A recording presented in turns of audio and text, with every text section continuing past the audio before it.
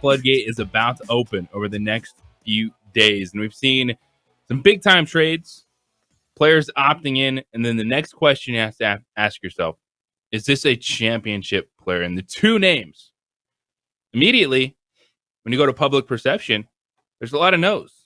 But one of the players, when it comes to being on the floor with his teammates, you're going to get a lot of yeses. And what is the decision that will be made on two star guards? One maybe closer to the back end than the other, but major moves, major changes ahead. NBA free agency on deck. What it do? Good Friday morning, everyone. Welcome into the opening drive here on 95.9 FM, AM 610, The Sports Animal. JJ Buck, DC, Chris Perez back in the house, former Lobo. And you can call him Coach Perez as well, rocking at ABC. And Chris, if I tell you this name, James Harden, is James Harden a championship basketball player? It seems like he's trying to be. He wants to be. We're all trying to be something. Yeah, and so I don't know. Like he wants to take a lesser role, lesser money, but seeing him play in the playoffs, I mean, I think it's hard for him as like such a prolific scorer throughout his career, and him trying, because I think with him, when you look at his assist game, it's more of just kind of like that. Okay, he has to pass. He's doubled. He has to drop it down. But in order to make his teammates better, I don't know if that's in his wheelhouse. So we'll see with that. But I was looking today too about, with Kyrie, James Harden, and KD. I think they've combined with 7 trade requests. Like superstars do not, like with those 3. I mean, they've tried to play together, all of them, and I think with those 3, them trying to figure it out, going from team to team. I think LeBron is probably the one that's somewhat successful at moving around. No doubt. Yeah. But championships at 3 different organizations. Exactly. And then, Kawhi Leonard's he's trying to get on that train too. It's kind of the trend now, but you look at, guys that have won championships that kind of stuck it out. So I don't know, but I think when you talk about free agency, basketball is probably the most dramatic, the most entertaining when it comes to free agency. So I think with deals that could be done, negotiations could be done this afternoon, we're going to see a lot of movement. But yeah, with back to James Harden, I think they got to figure out new coaching system coming in. So it's that time, but I think eventually he'll get one. I think James will they'll build around not only him with Joel, and they'll figure it out, but we'll see. Because you look at James Harden in this situation that he was in Philadelphia. Yesterday, he picked up his $35.6 million option. All that means is that that specific salary is guaranteed for him next season. Mm-hmm. And the reports are that Philadelphia is exploring trades. And that is the question. Is James Harden a championship player? Well, James Harden with Joel Embiid, an NBA MVP, they haven't even gotten to the conference finals. Right. Now, there's a lot of factors in that. And for Joel Embiid, being injured in the postseason has been one of those factors. But where will it be better? If you're James Harden, outside of that run when they were young pups in Oklahoma City, when you had Kevin Durant, James Harden, and Russell Westbrook, and they went to the NBA Finals, this being in Philadelphia has been the best team that James Harden has ever been on. Yeah, no doubt. Since then. Because Joel Embiid's on the floor. To me, it's what you brought up. Can you still trust James Harden to be the second best player on a team? And if he's your second best player, I don't think you're winning a championship. Now, one of the trades that is out there, which would lead me to thinking, okay, I could actually see James Harden winning a championship, but there's so many what ifs involved. If he goes to the Los Angeles Clippers, and if you can get, this is one of those giant ifs, if you can get to the postseason with Kawhi Leonard and Paul George available, then yes, because James Harden would be your number 3. But I think now as a number 2, 33-year-old James Harden, I appreciate how he has changed his game a little bit. He's not a true point guard, but he's finding a way to get others involved, as you said, maybe reluctantly at times. and it's going to be hard to do. But if James Harden is your third best player in the next season or two, I could see it happening. But if he is going in trying to get that last max deal, being your number 2, it's not happening. Why? Also, his knock has always been his defense as well. So that's something he has to figure out too if he wants to kind of be getting that role of a 3-and-D guy. But then also, do you think it's the coaching too? Do you think a new coach coming in? Do you think Doc Rivers just he gets his team there and never could get through? Nick Nurse taking over. Yeah. So I don't know. You always look at it's always the right fit with the coaching, the system, stuff like that. So I think even the coaching situation might. I think Philadelphia organization is frustrated. They want to win. They have the pieces. They want to do it. So I think that they're going to definitely make some moves here and try to get that championship caliber team. Because these are two gigantic names that are available. One via trade right now in James Harden, and the other a free agent that could start taking visits, and that is Kyrie Irving. And these two guys, in the court of public opinion, like what we're doing right now this morning, we throw out those two names. And what do you think? 9 out of 10 people are like, no. Like they just say no when it comes to these guys. But Kyrie Irving has that track record. Yep. Kyrie Irving, outside of that year with LeBron James, what has he done? Other than that, he said, try to force his way out. He was in a good situation in Boston, and that team wasn't good with Kyrie Irving. But there's still a sense from NBA players that you'd want to play with that guy. And that's one of those. It's Russell Westbrook like the public is like anti Russell Westbrook the way he plays, but you hear NBA guys and they're like, yeah, I'll go to the fourth quarter with Russell Westbrook all the time. Yeah, and you get that sense with Kyrie Irving, and it's the same question. We've seen Kyrie Irving win a championship, but that was also with LeBron James. Do we trust Kyrie Irving to be the guy? To be the guy if LeBron James is not on a team.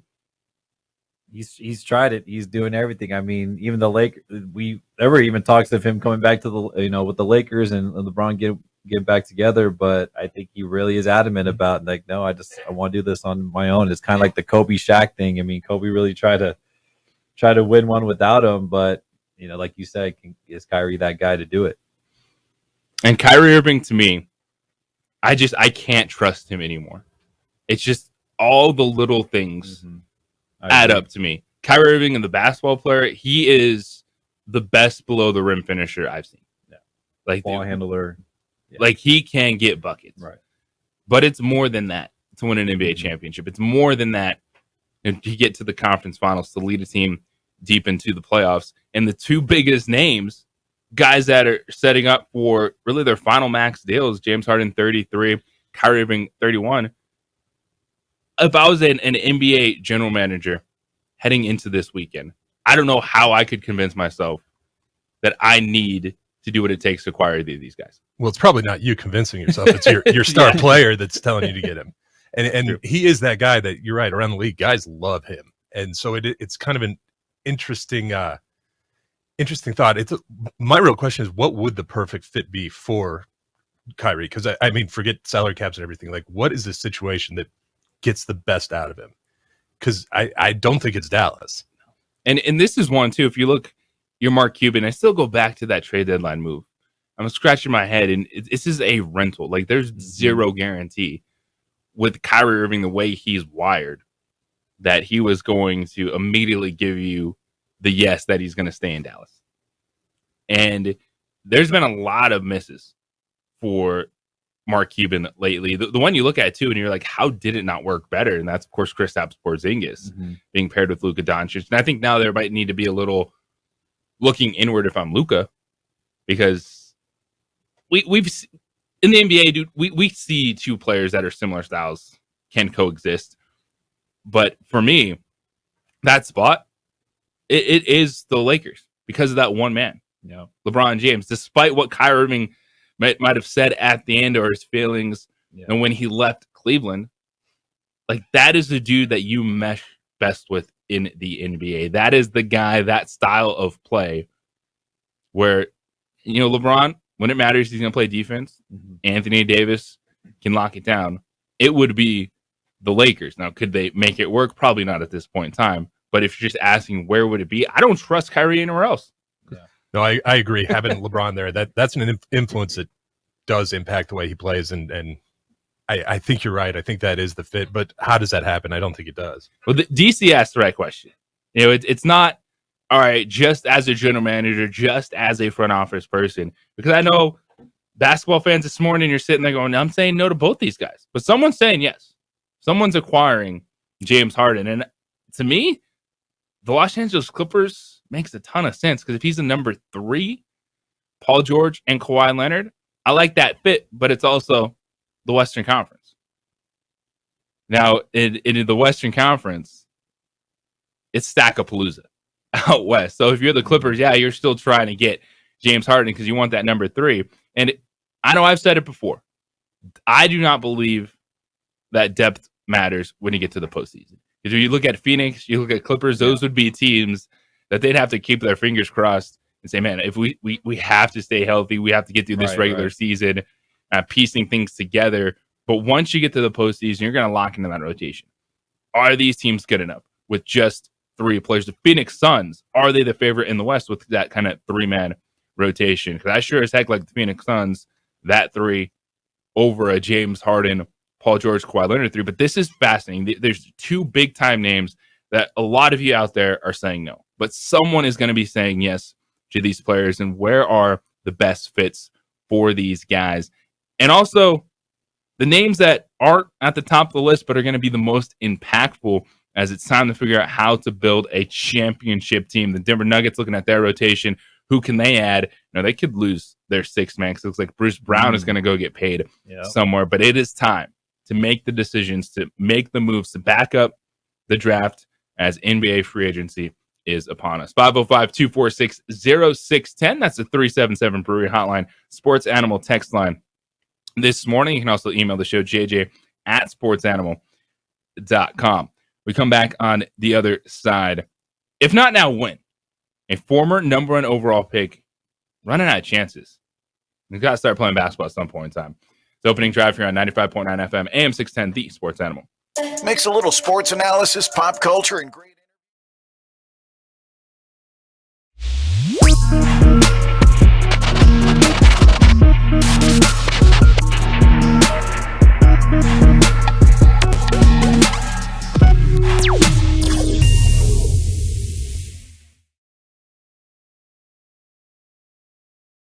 We would like to thank the following sponsors for making this broadcast possible.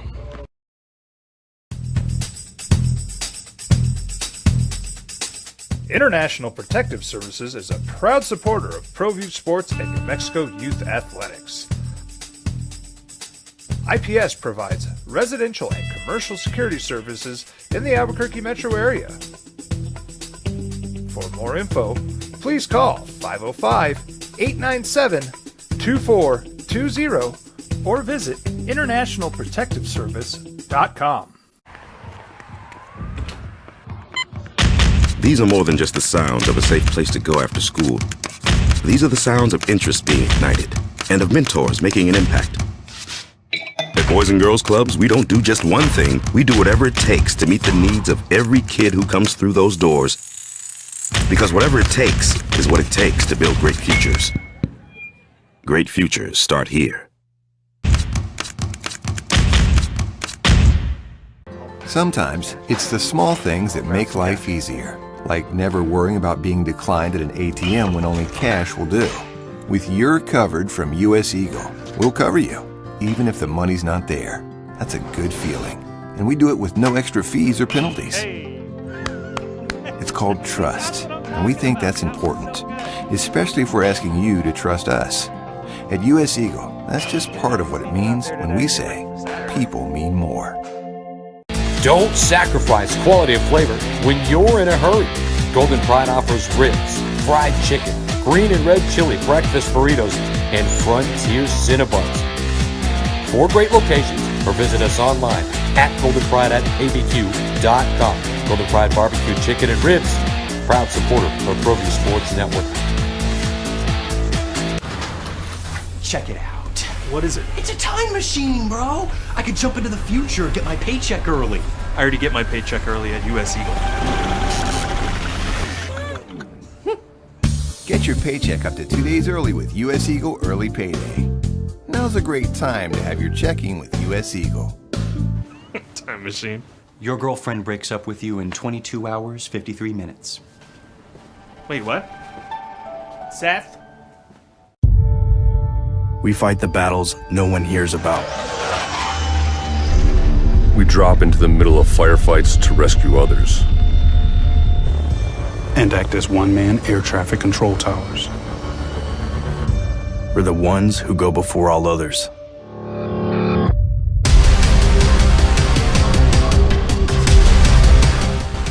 U.S. Air Force Special Warfare are proud supporters of ProView Sports. Hi everyone, my name is Master Sergeant Jacob Groves. I am a Air Force Special Warfare pararescueman. Air Force Special Warfare are proud supporters of ProView Network and New Mexico Youth Sports. Air Force Special Warfare operators are critical thinkers. They maintain a high level of fitness, they take initiative, and they don't quit. For more information on Air Force Special Warfare, contact me at the number listed below.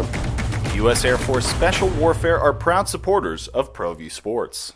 As a mom, I try to make the best choices for my family and our health. That's why I choose Western Sky Community Care. It's a Medicaid plan with quality health coverage and special benefits like Boys and Girls Club membership credit, additional dental benefits, and wellness and support programs.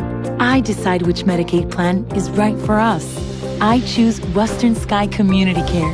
Learn more about Western Sky Community Care by visiting discoverwesternsky.com today.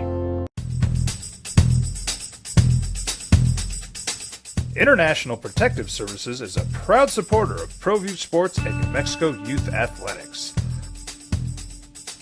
IPS provides residential and commercial security services in the Albuquerque metro area.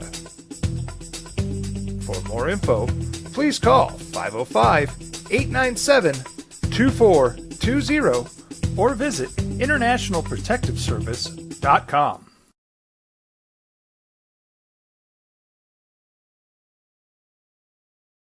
We would like to thank the following sponsors for making this broadcast possible. We fight the battles no one hears about. We drop into the middle of firefights to rescue others. And act as one-man air traffic control towers. We're the ones who go before all others.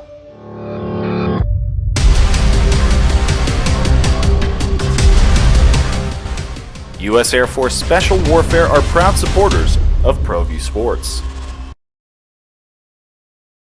Actually, a little sigh of relief for Chris Perez joining us in studio. You're out there coaching some of the kids at Richard Pitino's basketball camp this week, dealing with the kiddos. But we appreciate you because I know as a parent, anytime my kid is out there doing something and someone is giving their time to work with him, it is much appreciated. And this is, one of those camps where it wasn't packed with next level hoopers and teams. It's just getting the kids out there, and those are still important to have. And I know it can be difficult, right?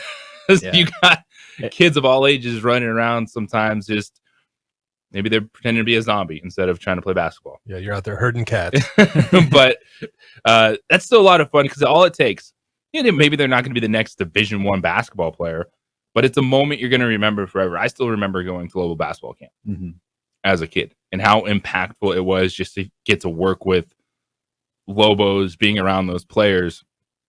And it could set a seat. Like, maybe these aren't the next D1 players that we're talking about in NBA free agency, but they're future basketball fans.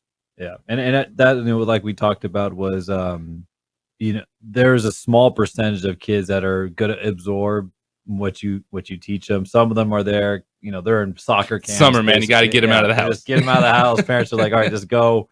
But those are the kids I focus on too. I mean, obviously you're there to help those kids out, but you could tell when you're doing drills with them, you could tell who's really paying attention. And when Coach Pitino was talking about being a recruitable player, there's kids that were eyes on them and nodding their head. That's what it's for there too. So, for me, I always try to focus on those kids and be like, okay, I'm gonna still give energy, because it takes a lot of energy. I mean, I remember, third day is always the hardest, because then you're trying to.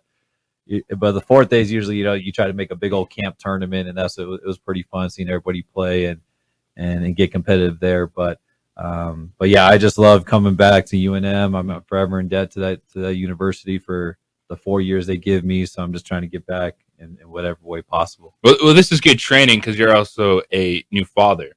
Yeah, you got the little baby at home, so it's a process, man. You got it. Yeah. It's like training camp for you as well. Right. You look ahead to the future for your little ones. It's the opening drive here on 95.9 FM, AM 610, The Sports Animal. G.I. Buck, DC, former Lobo, Chris Perez. You can call him Coach Perez too now, as that's on his resume. But it was put out yesterday. The Australian Basketball Federation announced on Twitter that Ben Simmons and the Nets had informed the organization that he would be unavailable to play in the upcoming FIBA tournament. It said, quote, Ben needs more time to focus on his rehab, and he looks forward to being part of the Boomers in the future. And to me, this is another big miss with Ben Simmons, because if there's something that's not clicking anymore, it happens.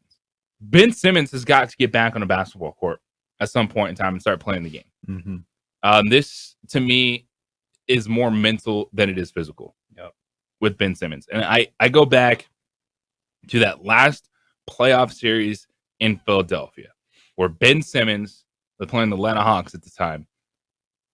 It's going to live in our minds forever, where Ben Simmons was under the basket. It's like, just go up with it. And he passed it. He's right there. And he let it out of his hands. And at that moment in time, you knew Ben Simmons had lost all confidence on the basketball floor. All confidence. And I thought that summer, because that was leading up to the last summer games. Yeah. After that moment, and I remember talking about this at the time, I said, Ben Simmons has to go play for Team Australia, because it's a different atmosphere. Mm-hmm. It's different expectations where you're not playing for an NBA championship. There's still a ton of focus on him, but I thought he had to go play and just get on the court, get some confidence in a different setting, in some games where he's probably going to be able to dominate against certain levels of competition throughout the summer games and get it back. And he said no. And since then, Ben Simmons has been MIA. No. And I don't know how this dude ever gets it back. I get it. He was number 1 overall pick. He was one of those guys that we were looking at going, oh, this is a generational talent. Mm-hmm. And he's this, what is he, 6'9", 6'10" dude running the floor and that point forward. Yeah. Smart basketball player. Yeah, but the only thing you can say is he has zero confidence in himself anymore. To even just go play on a national team. Like, that is what he needs to do. Just go play basketball, go play for Team Australia, go beat up on some countries you haven't heard of. And he's not even doing that. Yeah. And that when I saw that news, my first reaction was, man, especially in the era where we're talking about mental health, I mean, there has to be just something internally that's going on with him. And I hate to, especially in the social media era, we got people that they haven't really been athletes or been at that level, so they don't really understand.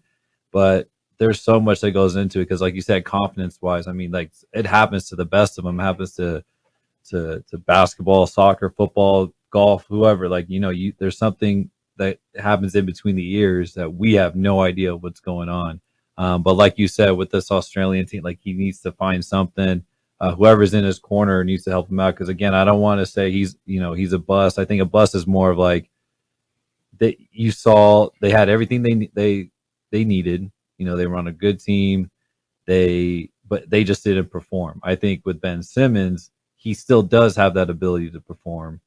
It's just something mentally going on. Obviously, and I think that's fair, because it's, you don't want to come out and just immediately say, as you said, he's a bust, he can't do it. Like, that's the only thing I can come back to. It's just there's something internally right now for Ben Simmons that he just can't push through. Like, on the basketball court, he just can't get over that hurdle, because we have seen former number 1 overall picks become championship role players. Mm-hmm.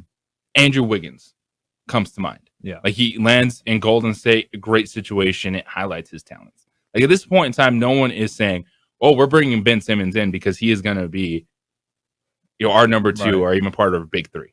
That he's got the name recognition, but at this point in time, I think you understand what happened with Ben Simmons. Yeah. And so is that who can kind of get to him and let him know, like, I understand, man.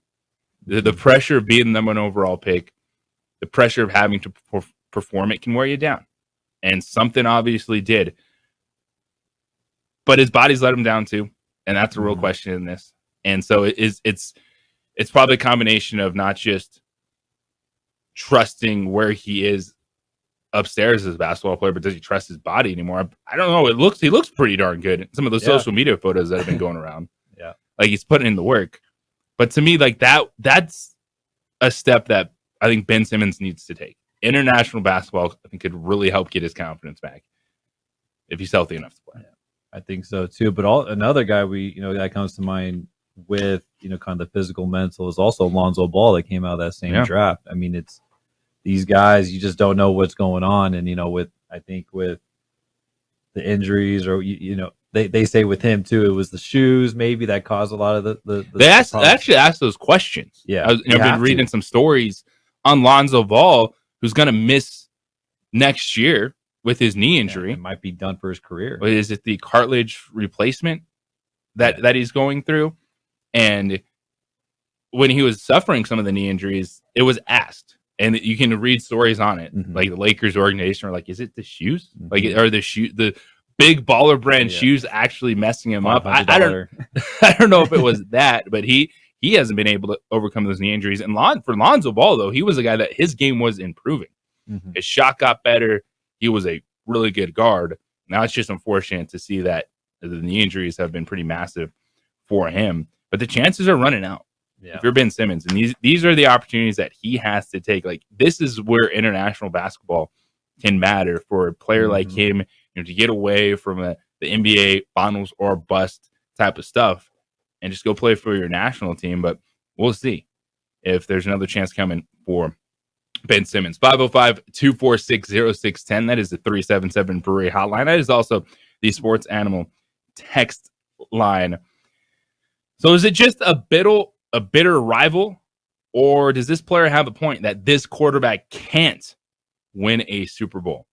Who was that? We'll tell you next here on the Sports Animal. This report brought to you by Keller's Farm Store. We would like to thank the following sponsors for making this broadcast possible.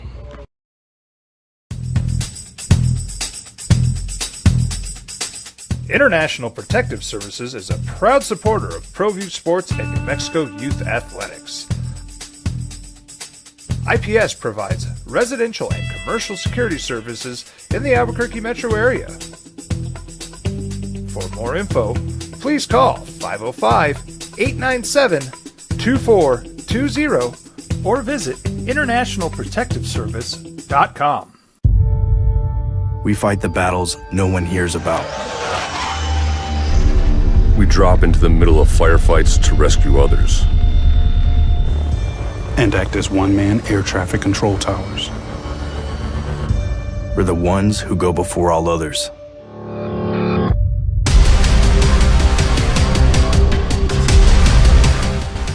U.S. Air Force Special Warfare are proud supporters of ProView Sports. Hi everyone, my name is Master Sergeant Jacob Groves. I am a Air Force Special Warfare pararescueman. Air Force Special Warfare are proud supporters of ProView Network and New Mexico Youth Sports. Air Force Special Warfare operators are critical thinkers. They maintain a high level of fitness, they take initiative, and they don't quit. For more information on Air Force Special Warfare, contact me at the number listed below. U.S. Air Force Special Warfare are proud supporters of ProView Sports. Check it out.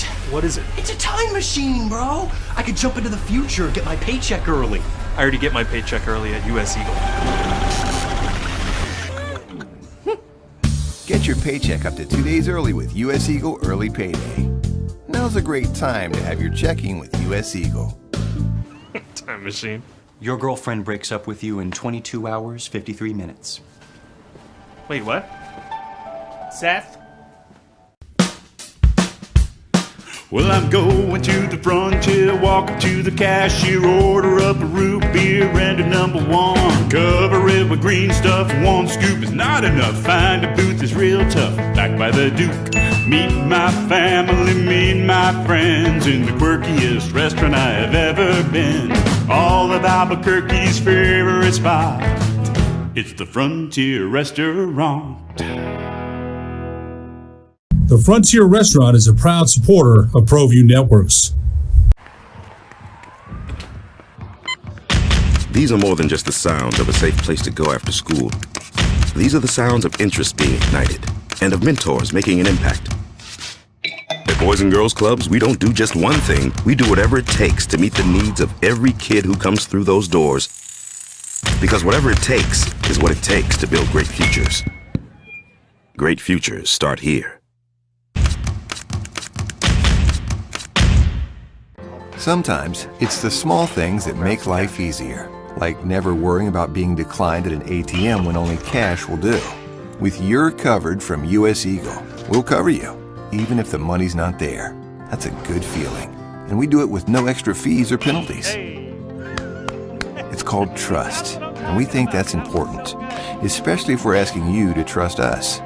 At US Eagle, that's just part of what it means when we say people mean more. We fight the battles no one hears about. We drop into the middle of firefights to rescue others. And act as one-man air traffic control towers. We're the ones who go before all others.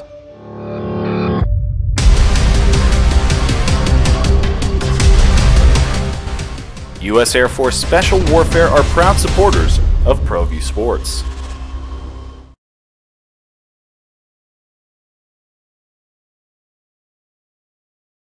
We would like to thank the following sponsors for making this broadcast possible. As a mom, I try to make the best choices for my family and our health. That's why I choose Western Sky Community Care. It's a Medicaid plan with quality health coverage and special benefits like Boys and Girls Club membership credit, additional dental benefits, and wellness and support programs. I decide which Medicaid plan is right for us. I choose Western Sky Community Care. Learn more about Western Sky Community Care by visiting discoverwesternsky.com today. Can this quarterback be a Super Bowl winning quarterback? See a little theme this morning? NBA free agency on deck. You got to make a decision. Is this a championship level player? A lot of moving pieces. Building a basketball team, especially figuring out how the heck to win a Super Bowl championship.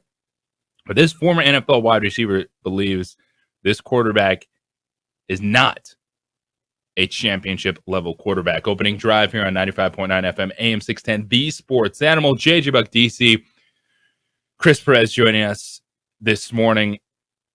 Well, that former NFL wide receiver is Plaxico Burress. Remember him? Won Super Bowl with the Giants. Now, a lot of people might remember him for shooting himself in the leg. More so than winning a Super Bowl Like, oh, yeah, he did with the win a Super Giants. Bowl. Oh, yeah, he was on that team that beat the New England Patriots. And he shot himself in the leg. Well, he was on the Carton Show earlier this week talking about Dak Prescott and the Dallas Cowboys. He said, quote, I believe he's reached his ceiling as a quarterback with the Dallas Cowboys. They can win, but they won't win a championship with him. Bitter rival or right take? On the surface, I heard that and I actually agreed. But as I looked into it more and really thought about the pieces, their defense is strong.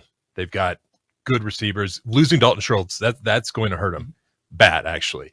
Also, Zeke, like, can Pollard hold up and can he run the way that McCarthy's going to want to run? Because he's come out and said it's going to be basically 30% change overall. You know, Moore wants to throw it all over the yard and McCarthy wants to run it, rest his defense. So on the surface, yeah, I kind of agreed, but I do think that defense is so stout and Dak is good enough. He's a top 15 quarterback, and I think with that kind of defense, you can make it happen. And I think you also have to take into account the NFC right now. Don't worry in this conversation, don't worry about Patrick Mahomes, Joe Burrow, Josh Allen, or you might see one of those in a Super Bowl. But the NFC, there is no reason that the Cowboys shouldn't be right there once again with the Philadelphia Eagles trying to win that division. Philadelphia was 14-3. They had an unbelievable season. Cowboys have also won 12 games in back-to-back years. Mm-hmm. So Dak Prescott, this Cowboys team in this NFC, the answer to the question is yes. He can be a championship quarterback. Yeah, and he has the piece. I mean, he had the pieces coming in, and I think he still does.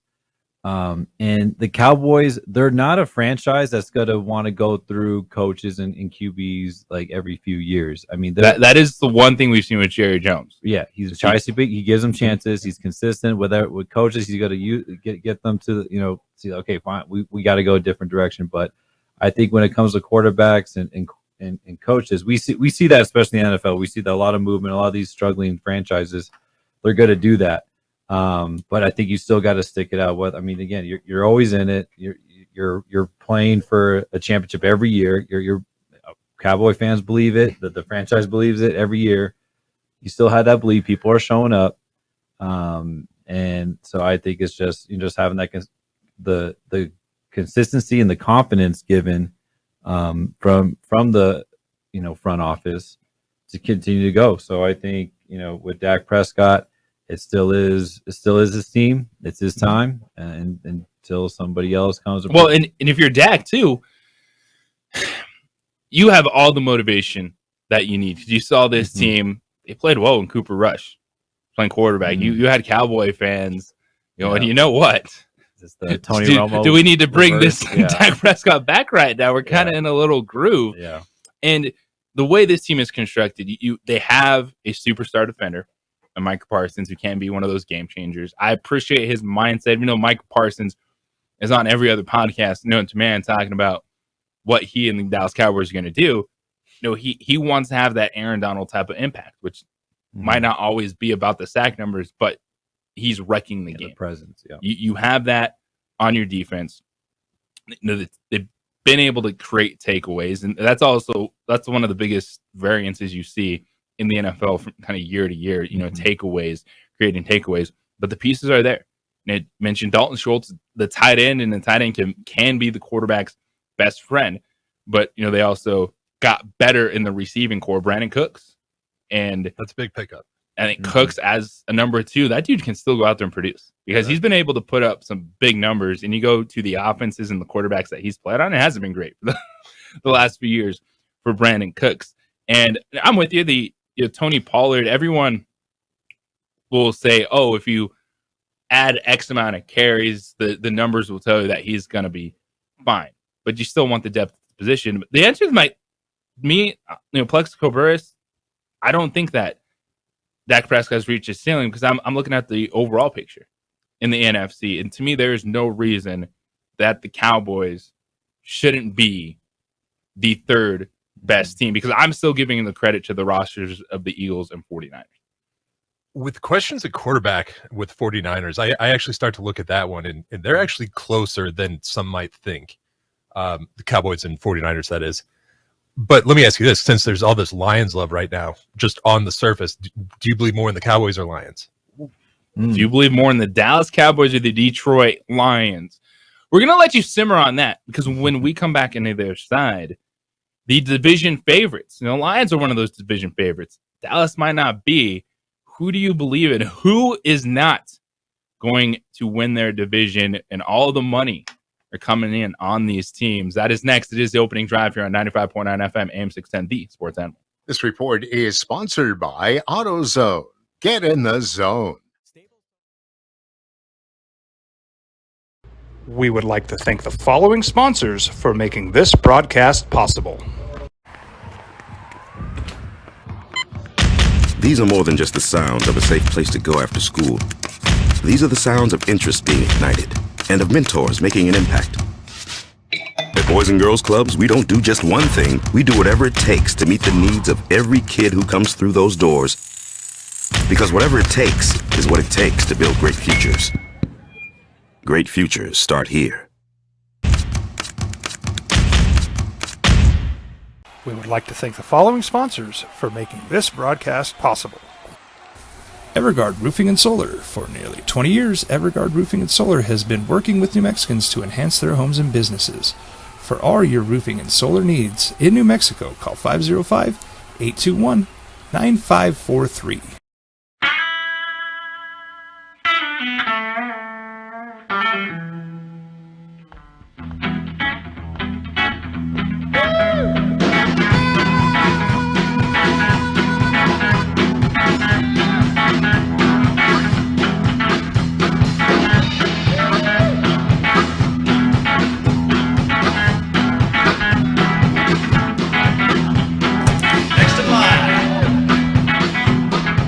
Rudy's is a proud supporter of ProView Networks.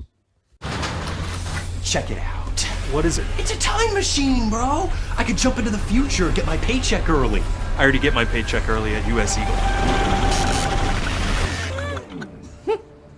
Get your paycheck up to 2 days early with US Eagle Early Payday. Now's a great time to have your checking with US Eagle. Time machine.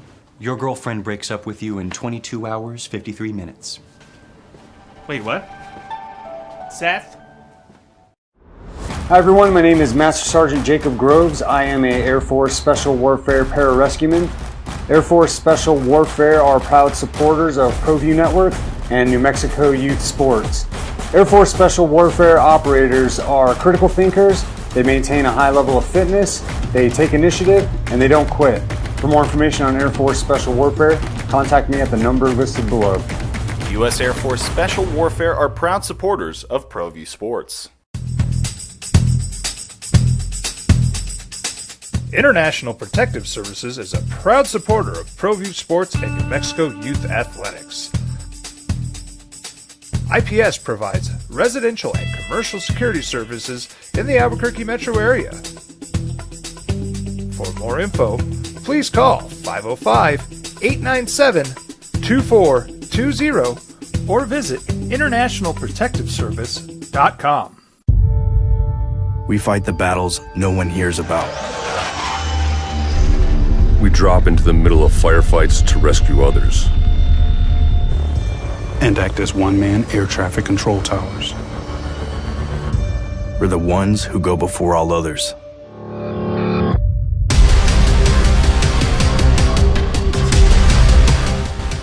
U.S. Air Force Special Warfare are proud supporters of ProView Sports.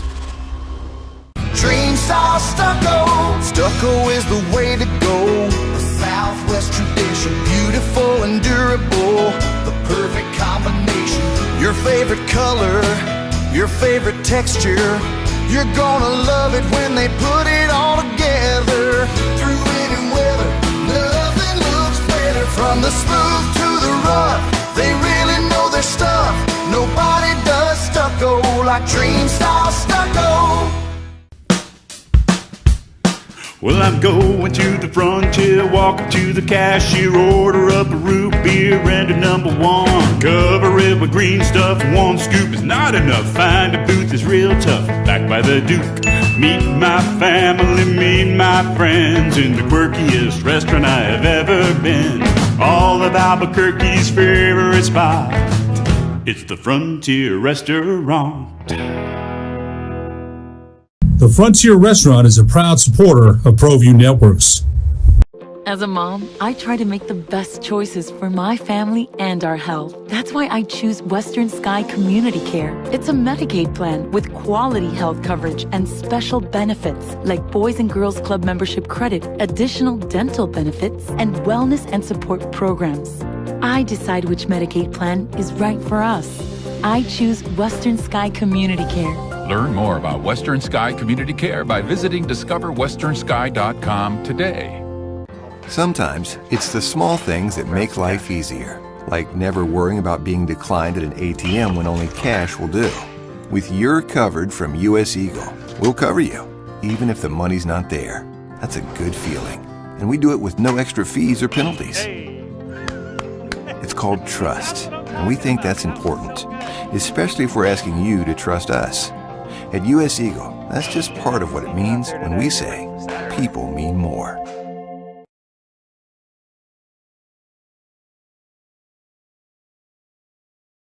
We would like to thank the following sponsors for making this broadcast possible.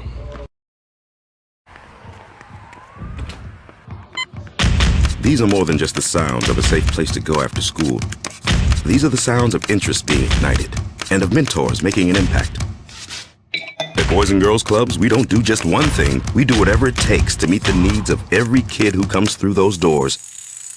Because whatever it takes is what it takes to build great futures. Question, DC. Who do you believe in more? The Detroit Lions or the Dallas Cowboys? And the Lions have taken more bets to win their division than any other NFL team, according to BetGM. So people are on the hype train. People believe in the Detroit Lions. I like what they have done. I know we debated their first round, taking a running back, 12th overall, Jamar Gibbs out of Alabama. He's going to be a good player, but you question, is that kind of the value you need at that point in time? Coming back with a middle linebacker. Middle linebacker is one of those positions that's kind of like running back. You can find tackling machines all over, but that was the first round for the Detroit Lions. They backed it up. Brandon Branch, safety out of Alabama, with their free agent moves focused on the secondary. The Lions have done everything that's needed to take the step forward. Now, if you're betting now, it's no longer a good bet because you're not going to get your value on the Lions being big favorites. You look at some of these odds. DraftKings has Lions plus 130, and then the second place is the Vikings plus 250. At some point, at some places, PointsBet, that separation is plus 125 to plus 325. Like, people are on the Detroit Lions, and I understand that. What a time we're in, where the Packers are the fourth or these favorites. Yeah, there's actually some places where you can get the Bears better odds to win the division than the Packers right now. That actually doesn't surprise me, but saying it out loud is surprising. If that makes sense. Because even with Justin Fields, you're like, that team won 3 games last year. But they were putting up points. They were fun to watch. Like, towards the end, you could see something's coming together with the Bears, And especially with betting, when you get the public involved too, it's a lot of emotion in the moment. It's jumping on the Lions hype train. It's seeing Justin Fields and be like, I saw what he did for my fantasy team that last month of the season. Oh my goodness, yeah. And fantasy plays such a role in betting because people do. You're right. They ride that wave of emotion, and then they're ready to throw down a few bucks, and people. By the way, people, not NFL players. Not NFL, NFL fans throwing down a few bucks. JJ Buck, DC, Chris Perez with you this morning here on the opening drive on the Sports Animal. And this is a wild one. And this was via Covers when they put out this information on the Lions. Did you know that the Tampa Bay Buccaneers have won the Lions division more recently than the Lions have? This is wild. This is one of the, you think you have all your bases covered. And I was like, what? So in 1993, it was called the NFC Central. And who was in the NFC Central? It was Minnesota, Detroit, Green Bay, Chicago, and Tampa Bay, because that makes sense. Yeah. But Tampa Bay won the NFC Central in 1993. More recently than the Detroit Lions. So that kind of shows you the run that Detroit has been on for the last couple decades. But going back to it, who do you trust more? In the Lions, feels like they should be in more control of their division. The Cowboys have to deal with the Eagles. I might have to go with the Dallas Cowboys to answer that question. And maybe a little bit of it is just taking a step back and trying to go opposite the momentum, because the Lions haven't done anything I don't like. But I'll say the Dallas Cowboys. Yeah, and I'm with you on that as well. I think the Lions look nice and they're going to have a good season, but I actually do think the Cowboys might be lined up for something much greater than that. Super Bowl is not out of the question. Yeah, it's looking at the NFC. It's reminding yourself when you're having this conversation, like Plaxico Burress, the Giants wide receiver out there, saying, Dak Prescott has reached his ceiling. And to this point, a lot of people would agree with him.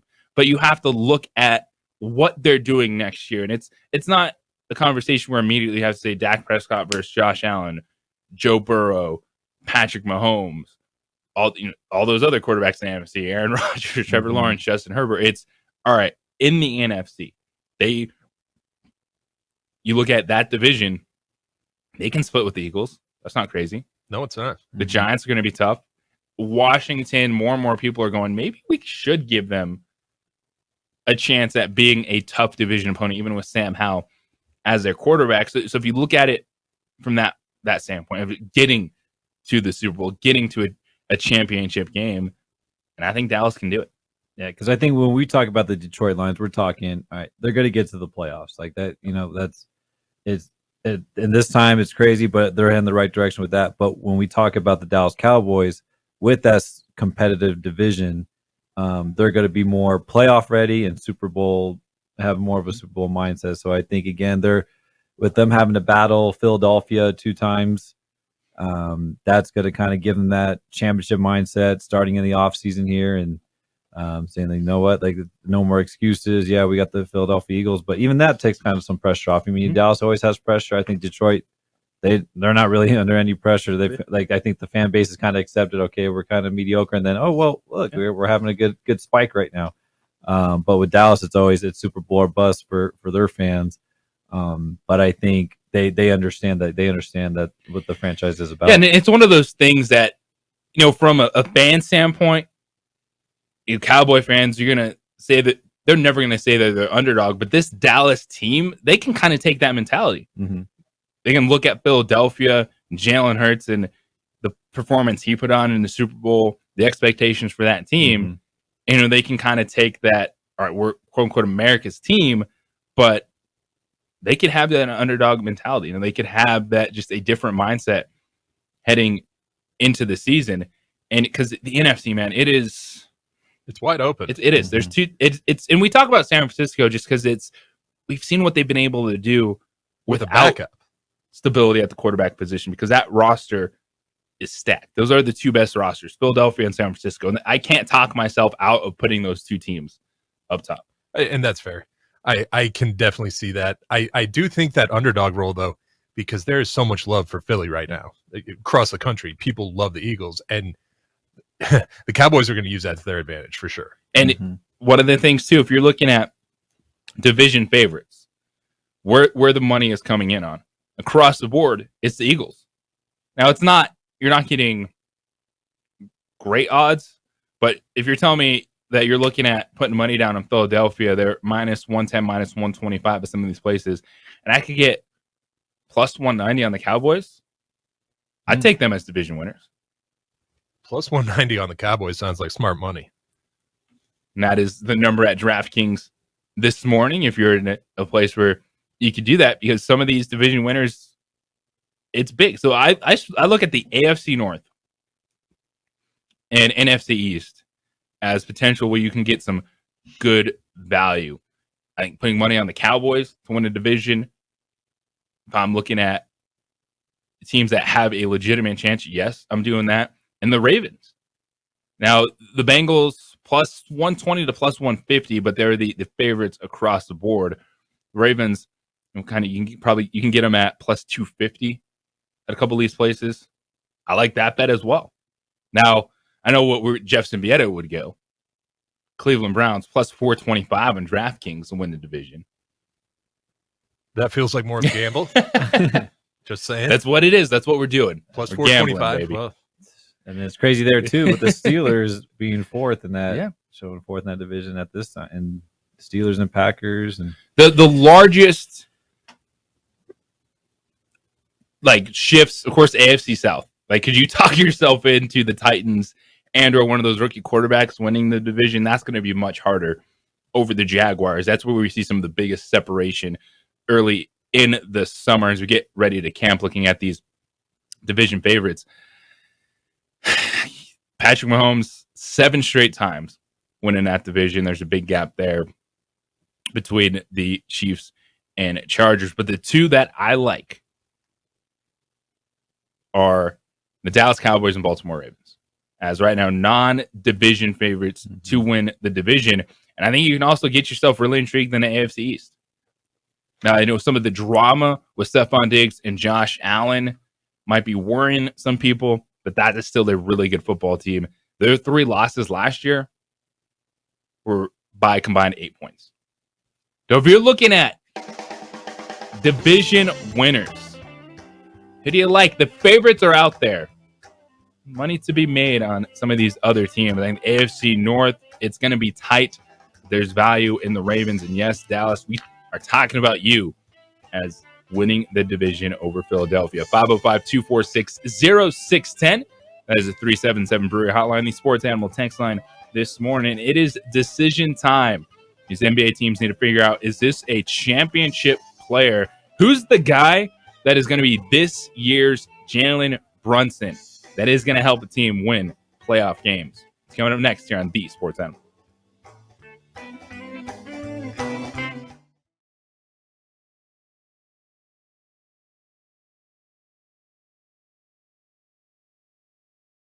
We would like to thank the following sponsors for making this broadcast possible.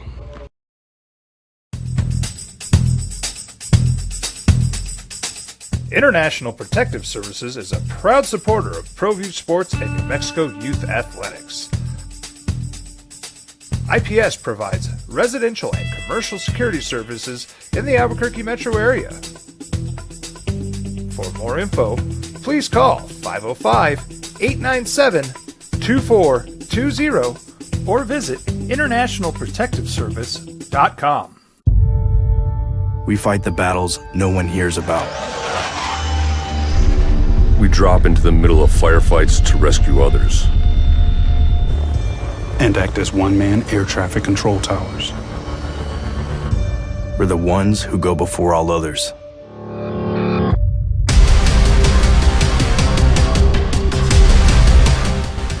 U.S. Air Force Special Warfare are proud supporters of ProView Sports. Hi everyone, my name is Master Sergeant Jacob Groves. I am a Air Force Special Warfare Pararescueman. Air Force Special Warfare are proud supporters of ProView Network and New Mexico Youth Sports. Air Force Special Warfare operators are critical thinkers. They maintain a high level of fitness, they take initiative, and they don't quit. For more information on Air Force Special Warfare, contact me at the number listed below. U.S. Air Force Special Warfare are proud supporters of ProView Sports. Check it out. What is it? It's a time machine, bro. I could jump into the future, get my paycheck early. I already get my paycheck early at US Eagle. Get your paycheck up to 2 days early with US Eagle Early Payday. Now's a great time to have your checking with US Eagle. Time machine. Your girlfriend breaks up with you in 22 hours, 53 minutes. Wait, what? Seth? Well, I'm going to the frontier, walk up to the cashier, order up a root beer and a number one. Cover it with green stuff, one scoop is not enough. Find a booth is real tough, back by the Duke.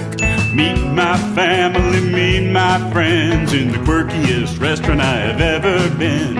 All of Albuquerque's favorite spot, it's the Frontier Restaurant. The Frontier Restaurant is a proud supporter of ProView Networks. These are more than just the sounds of a safe place to go after school. These are the sounds of interest being ignited and of mentors making an impact. At Boys and Girls Clubs, we don't do just one thing. We do whatever it takes to meet the needs of every kid who comes through those doors. Because whatever it takes is what it takes to build great futures. Great futures start here. Sometimes it's the small things that make life easier, like never worrying about being declined at an ATM when only cash will do. With You're Covered from US Eagle, we'll cover you, even if the money's not there. That's a good feeling. And we do it with no extra fees or penalties. It's called trust, and we think that's important, especially if we're asking you to trust us. At US Eagle, that's just part of what it means when we say people mean more. We fight the battles no one hears about. We drop into the middle of firefights to rescue others. And act as one-man air traffic control towers. We're the ones who go before all others.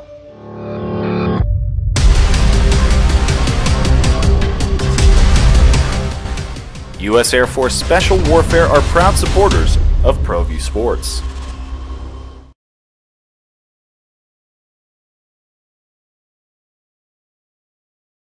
We would like to thank the following sponsors for making this broadcast possible. As a mom, I try to make the best choices for my family and our health. That's why I choose Western Sky Community Care. It's a Medicaid plan with quality health coverage and special benefits like Boys and Girls Club membership credit, additional dental benefits, and wellness and support programs. DC, former Lobo Hooper Chris Perez with us this morning. And deals are going to start trickling down over the next few days ahead of the official start date of free agency when these players can start inking contracts. So we see the options from players like Josh Hart returning to the New York Knicks, to James Harden opted into close to $36 million. But then the reports immediately that Philadelphia will work on a trade for James Harden. You got Kyrie Irving. Will he take visits? Is he going to re-sign with the Dallas Mavericks? And those are the two names that immediately jumped off the list. We're talking James Harden and Kyrie Irving. But the dude I think could have the biggest impact, Fred VanVleet. Give me some Fred VanVleet in NBA free agency. We're talking about a 29-year-old point guard that's won at the highest level with the Toronto Raptors. They were one of the most disappointing teams last year in the NBA because you look the pieces that they had: VanVleet, Pascal Siakam, OG Anunoby, Scotty Barnes, who's a really good player, young player out of Florida State, and for them to wind up in the play-in tournament. But Fred VanVleet is this year's Jalen Brunson. He's a guy that's going to get a big contract that a lot of people can go, who, what, why are you paying this dude? And he is going to help someone win a ton of games. So if you're a team that's in the guard market, I understand you want to flirt with Kyrie Irving. To me, the better value is Fred VanVleet because he is one of these guys that is going to have an impact on winning immediately. And if there is a playoff caliber team that can fit him under the cap, I think that could go down as like the best signing of the summer. Yeah, but us as Laker fans, bro. I mean, we always see we're seeing the graphics for all these players, and Fred VanVleet. Well, Fred VanVleet or Austin Reeves. Yeah. Reeves is the best thing that's ever been discovered by the Lakers these days. Exactly. So I think he's definitely has that impact. Bringing up the Jalen Brunson kind of gets me intrigued with looking at this year's draft, because I think when we looked at Jalen Brunson coming out of Villanova, we knew great college player, but did we think it was going to translate to the NBA with this size, with the way he plays? I think that's a question for Jaime Jaquez Jr. Great scorer in college, but will it translate? But I think with him going to the Miami Heat, that's going to be a good pickup, one of those sleeper guys. So it's just these guys with a chip on their shoulder that I've always liked to follow and like to see, because those are the guys that are trying to prove themselves. But when we look at kind of the prima donnas of the NBA, where they're like, they always want to trade, we're kind of over it. So, but I think that is going to be, it's really that kind of shift. I don't think it's really going to be like the superstars moving. It's really going to be, can you get those pieces here in free agency that are like, these are guys are like, they're trying to prove themselves, or they are proven, but they want to keep doing it again. I think Fred VanVleet, he's that guy. Yeah, and it's peace season because the stars for the most part have moved. Bradley Beal, Kevin Durant, they've worked their way into Phoenix. Dame Lillard is still the giant question mark. Or is Dame Lillard or the Trailblazers, are they ever going to get to a point where they say, all right, we understand this has run its course, let's go? Because you asked like where it would work best. To me, Dame Lillard in Miami makes so much sense. But if you're Portland, you realize the team that you're going to trade him to might not be able to give you what you feel is the exact fair value for a player like Damian Lillard. And we understand that, Rudy Gobert broke the trade market last year when he goes for 4 first-round picks, this and that. Now you're like, well, Damian Lillard probably going to go for 8 first-round picks, right? Not necessarily. But you're right on, because this is the time where some of these guys are going to sign and, all right, hits the headlines and it moves on. But you look down this list, like Kyle Kuzma can impact a contender. Absolutely, Kyle Kuzma can change the fate of a contender. Then you go down the players like Jeremy Grant. That is someone. He is very solid. The Nuggets, it took him some time when he left. to fill that role. And that's why they went out and then finally got Aaron Gordon, because that was a piece that they needed to ultimately get to what? An NBA championship. right. And these are what these guys do. And this is what is so fascinating to me, is because you run down, this list. Bruce Brown was that dude last year for the Nuggets. Now all of a sudden he's a higher profile free agent this season. It's interesting too, because I've read about that in the early bird free agency deal with him. The limitations the Nuggets have on what they can pay him, it's insane. Like, they can only pay him $7 million. He's not taking that. No, and all the reports are he could get up to $12 million. The Indiana Pacers seem very interested in acquiring Bruce Brown. And these are also teams that it's time to turn for some of these franchises. Like, we're looking at the top.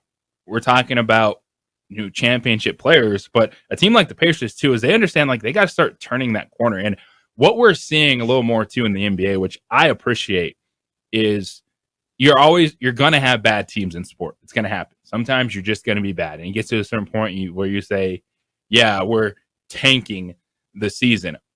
But with the play-in tournament, I see less teams tanking earlier in the year, and that's good for the product. The NBA turns a little bit towards the NFL, where all of a sudden there is this belief that you can compete. Now, and I understand that the Warriors were one of the last 5 champions. That's a team that had that, dynastic run, but still, that's Milwaukee has won a championship. Toronto, the Denver Nuggets. Like, the NBA is taking a turn towards realizing, hey, this is NFL light. Like, everyone does absolutely have a chance. We know that the Stars are still going to dominate. It's smaller rosters, it's impact that they have. But this is the time where you add players like that to a young team. You need to start winning, because they just tank and be bad for X amount of time. That's not paying off for these teams. No, because there's no guarantee. With the lottery system, you can tank, but still get the 15th pick. That's what the NBA wanted. And I think with the play-in tournament too, the fact that good teams fell, Miami, the Lakers being there, but then going on runs, like, you want to get to the postseason. I think Oklahoma City is happy that Shai Gilgeous-Alexander and that team had that experience this year, instead of just we're bad, let's get another top 7 pick to bring in there with Chet Holmgren, etc. Like, I think NBA teams are starting to realize you want your young players to play meaningful games, to have that experience, as opposed to just keeping your fingers crossed, like, we're going to get the number 1 pick. No. Have you seen that going around social media? They're talking about like a play out tournament where like the worst 4 teams play for that instead of the ping pong balls. Yeah, like, you actually have to go out there and earn the number 1 overall pick. 505-246-0610 377 Brewery Hotline, the Sports Animal text line. Edward, you are on the Sports Animal. What's going on, man? Hey, good morning. Good subject matter and content as always, JJ. Do a great job. It's nice to hear new people's perspectives on the show. I think they're very eloquent and knowledgeable, so it's good. I learn something new every day. Happy 4th of July weekend as we venture into a 5-day weekend. And I just want to share those thoughts and sentiments for all of us who are U.S. Americans. 2 thoughts real quick, and I'll be succinct. I agree with you, and the NBA has shared this with you. I think it's great that in the last 5 years we've had 5 different champions, 3 of which came from smaller markets, as you aforementioned. And the free agency period there's always critical players, and even the Denver Nuggets with KCP, who was also an integral part of that Lakers championship. You fill that roster. I mean, we can't all be the Phoenix Suns and just go no budget, right? Just throw caution to the wind and sign everybody.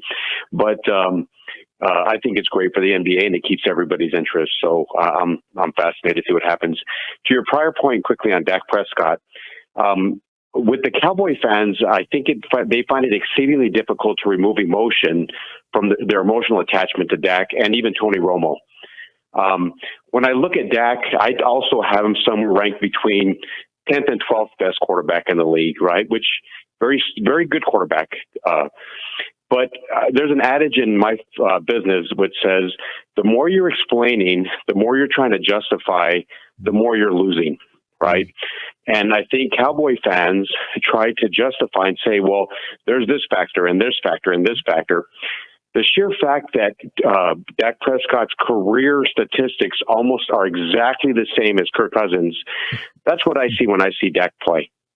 I see Kirk Cousins. which isn't bad, right? But even last year, taking that under consideration, in the biggest moment or in the biggest game of his career, where his defense held the San Francisco 49ers to 12 points or 13, whatever it was, he essentially threw 5 picks, 3 of which were dropped. And he was outplayed by a 6th-round draft pick. And it's a one sample point. But that summarizes Dak, in my opinion. Very good against average to good teams, and he has good moments, and he puts up good statistics in the throwing era of the NFL. But when the money's on the line, he kind of is who he is. And it's not an indictment. It's not a referendum on Dak. But if you're relying on him to be a force multiplier and lead your organization to a championship, I just don't think it's going to happen. And I think we've seen kind of what he is. Thought I'd share that with you. Enjoy the long weekend, and I appreciate you. Let me share my thoughts on your show. Appreciate you, Edward. And I'll agree with him to the point of, if not now, when with Dak Prescott? Like, at what point even does Jerry Jones say, all right, if it is a year where they win 12 games again and they're out before a conference championship, what do you start looking at? It doesn't look like it's going to be Mike McCarthy anytime soon, unless this team falls on its face and wins 7-8 games. It's Dak Prescott. And because he's coming up close to needing another contract extension, and you're giving him $250, $270 million, that number, even for those guys, always keeps ticking up and up and up in this debate. So while, yeah, I've been higher on the Cowboys this morning when we've had that conversation talking about, Detroit, Dallas, the hype trains. What are you jumping on? And I said, the Cowboys could be that team. It's set up to be. But to Edward's point, if they don't take a step forward this year, if they don't win multiple playoff games, you do have to look at Dak Prescott and say, all right, man, we've set it up. You've had this time. Yeah. Dak is the common denominator on that one. Yeah. So, finally, you do have to say, hey, that we've tried everything else. It's time to go on the quarterback. And sometimes you can wait and be patient. Other times you have plenty of evidence to make your decision. 505-246-0610, 377 Brewery Hotline, the Sports Animal text line this morning. It's also deadline day for a team in the Mountain West Conference. What decision will they be making? And there is a good game on deck coming to the pit next year because non-conference basketball matters. Dang it. The opening drive here on the Sports Animal. This report is sponsored by Discover. We would like to thank the following sponsors for making this broadcast possible. As a mom, I try to make the best choices for my family and our health. That's why I choose Western Sky Community Care. It's a Medicaid plan with quality health coverage and special benefits like Boys and Girls Club membership credit, additional dental benefits, and wellness and support programs. I decide which Medicaid plan is right for us. I choose Western Sky Community Care. Learn more about Western Sky Community Care by visiting discoverwesternsky.com today. Don't sacrifice quality and flavor when you're in a hurry. Golden Pride offers ribs, fried chicken, green and red chili breakfast burritos, and Frontier Cinnabons. 4 great locations, or visit us online at goldenpride@abq.com. Golden Pride Barbecue Chicken and Ribs, proud supporter of ProView Sports Network.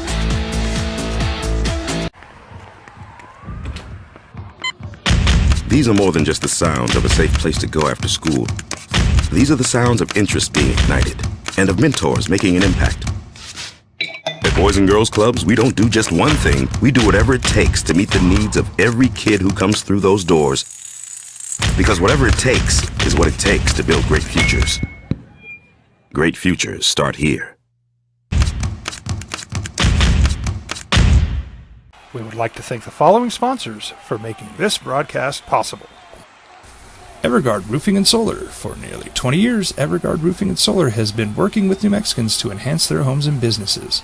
For all your roofing and solar needs in New Mexico, call 505-821-9543.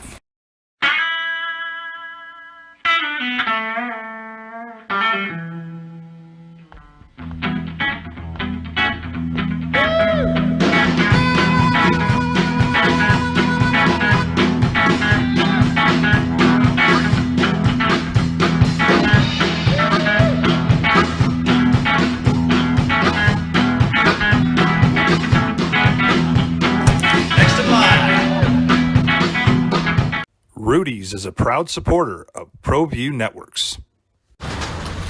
Check it out. What is it? It's a time machine, bro. I could jump into the future, get my paycheck early. I already get my paycheck early at US Eagle.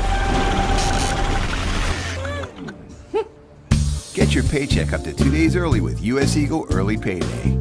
Now's a great time to have your checking with US Eagle. Time machine. Your girlfriend breaks up with you in 22 hours, 53 minutes. Wait, what? Seth? Hi everyone, my name is Master Sergeant Jacob Groves. I am a Air Force Special Warfare Pararescueman. Air Force Special Warfare are proud supporters of ProView Network and New Mexico Youth Sports. Air Force Special Warfare operators are critical thinkers. They maintain a high level of fitness, they take initiative, and they don't quit. For more information on Air Force Special Warfare, contact me at the number listed below. U.S. Air Force Special Warfare are proud supporters of ProView Sports. International Protective Services is a proud supporter of ProView Sports and New Mexico Youth Athletics. IPS provides residential and commercial security services in the Albuquerque metro area. For more info, please call 505-897-2420 or visit internationalprotectiveservice.com. We fight the battles no one hears about. We drop into the middle of firefights to rescue others. And act as one-man air traffic control towers. We're the ones who go before all others.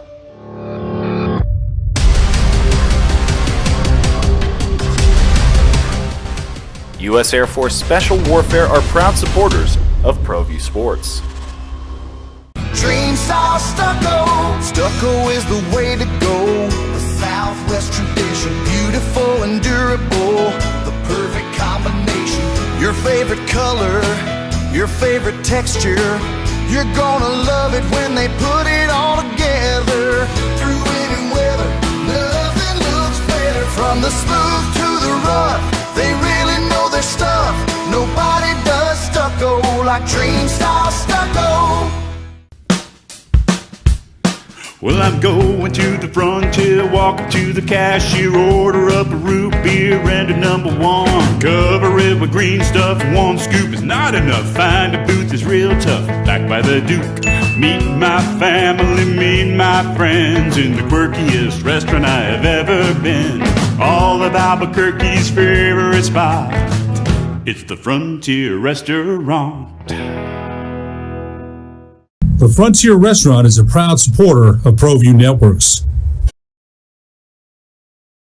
People assume they are gone, regardless of having an invite or not right now. Talking about the San Diego State Aztecs.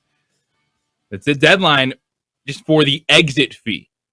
Today will be about $16 million. Not too bad. Just $16 million for the San Diego State Aztecs. So if they stay in the Mountain West Conference after today, and then decide to leave, they'll owe the Mountain West Conference about double that. I think it's safe to assume that today the Aztecs will tell the Mountain West we are indeed leaving the conference, and next year will be the final time we see the Aztecs as members of the Mountain West Conference. It's business.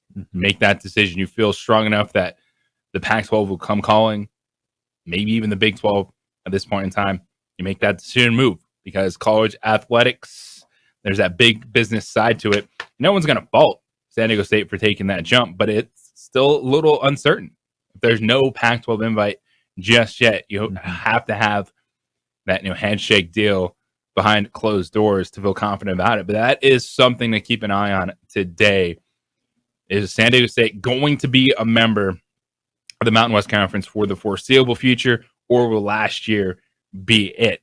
And I think the Mountain West, when you look at what we've seen the last 10, 13 years with conference realignment, it's in the best position it's been in a while, to where you lose this team, the conference isn't going to collapse.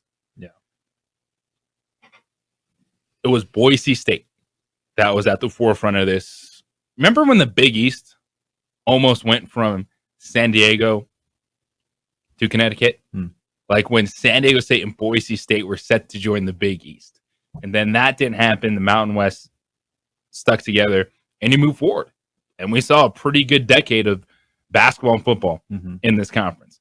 But even with San Diego State leaving, I don't see another shoe dropping at this point in time where Boise State is going somewhere, because if they were going to go somewhere, they'd be gone. There's a reason Boise State is still where they are. They have good athletic programs, but that college is not that attractive. Right. Or they would have been in the Big 12 by now with that movement that we just saw. Fresno State's not going anywhere. San Jose State's not moving. I know Colorado State feels like they should be that team. You know, new football stadium, Fort Collins, trying to get that Denver market. I don't see a big run as of now on the Mountain West. So you're at least in a stable place for your conference moving forward. It will be a bummer losing San Diego State, because that is a great basketball rivalry. And you've experienced it firsthand. Yeah. The teams that you're on going toe-to-toe for conference championships against the Aztecs. Even this past season, what it was like being in that building, even though you left hurting as a Lobo fan, a last-second shot. But those games meant so much. It will be a bummer. It'll be unfortunate not having them on the schedule.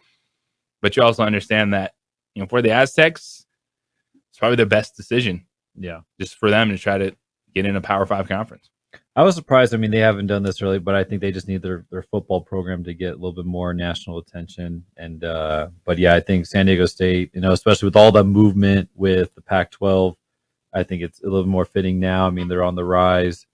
But yeah, I don't know if Dutcher wants to come back to if he doesn't have to. I don't think he wants to come back to the pit. So I don't know if we're going to get a non-conference rivalry still going with them. But yeah, I think with San Diego State, they're in a good spot. You know, it definitely is an attractive school to go to.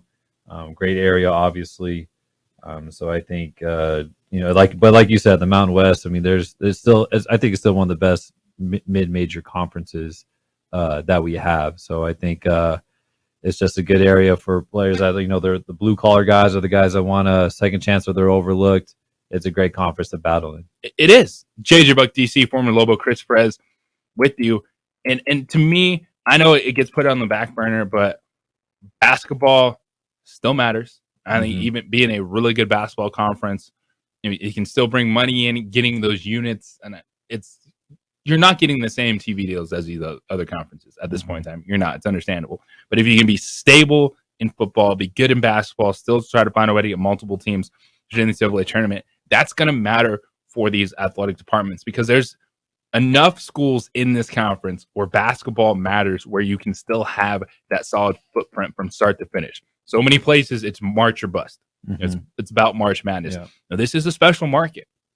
You know, Lobo basketball matters. You can get that buzz back in Las Vegas. You can see Boise State filling up their arena for non-conference games. You can see it in Fort Collins. So there's some really intriguing markets where basketball can still matter. So if you have that stability in football and basketball, which the Mountain West does right now, even without San Diego State, that's a bummer if they leave, you're in a pretty good position. But part of that is making non-conference basketball matter again. We have lost that in college basketball.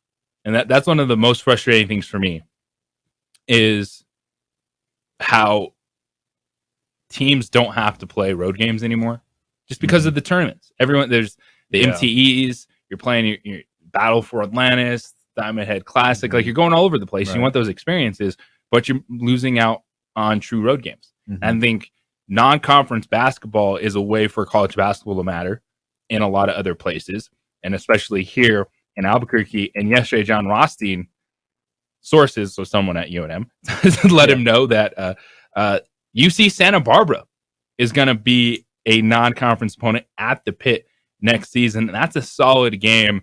And those are the good teams to start playing. We're looking at Big West, West Coast Conference schools. We saw it last year with San Francisco. They had to put that neutral site game together on the schedule. Those are fun non-conference games.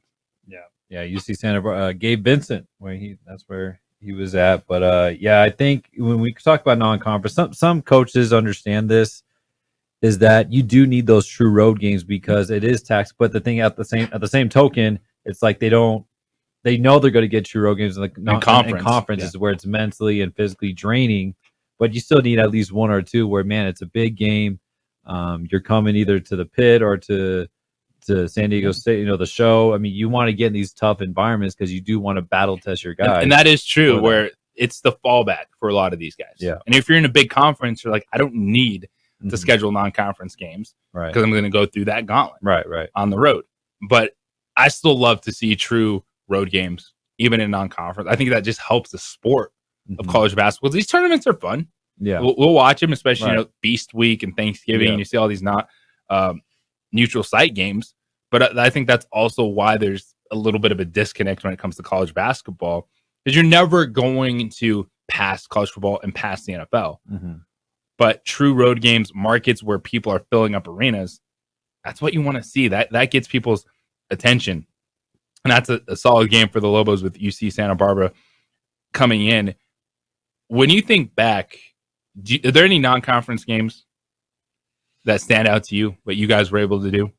I remember we did do a home and home in Cincinnati. Those are some that fun was games. That was a good one with Kilpatrick. That was always fun. But I think it's always those agreements. But yeah, going to the Big East, that's the one that kind of stands out the most.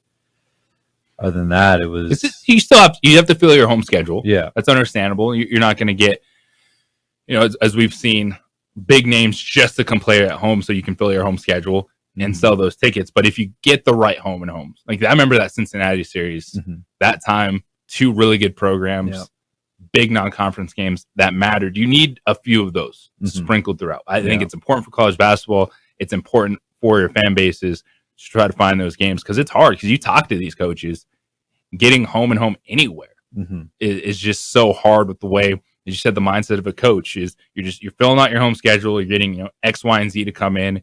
Sometimes it's not marquee teams. It's just teams that you can come and play, beat them and move on.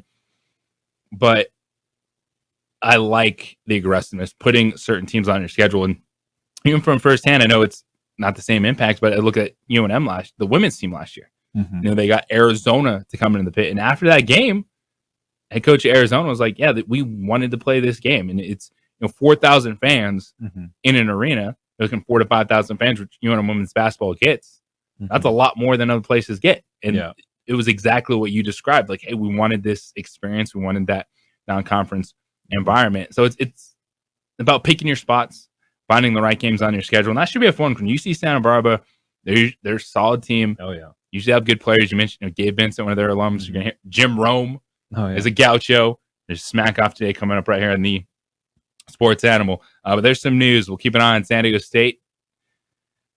I think they're going, regardless of the invite or not, that they're going to say that this year will be their last. And then the memories, man. The Aztecs, you look at those battles. The black and red. It's always going back and forth. And also shout out to Jalen Holland from Los Lunas. He actually did get an offer from San Diego State. No, that Dutch offered him. Yep. Okay, a local product. Yep. The Hooper with an offer for the Aztecs. Play That's big defense time for him. Yeah, big time right there. 505-246-0610. That is the 377 Brewer hotline, the Sports Animal text line. It is the opening drive here on the Sports Animal. This report is brought to you by the We would like to thank the following sponsors for making this broadcast possible.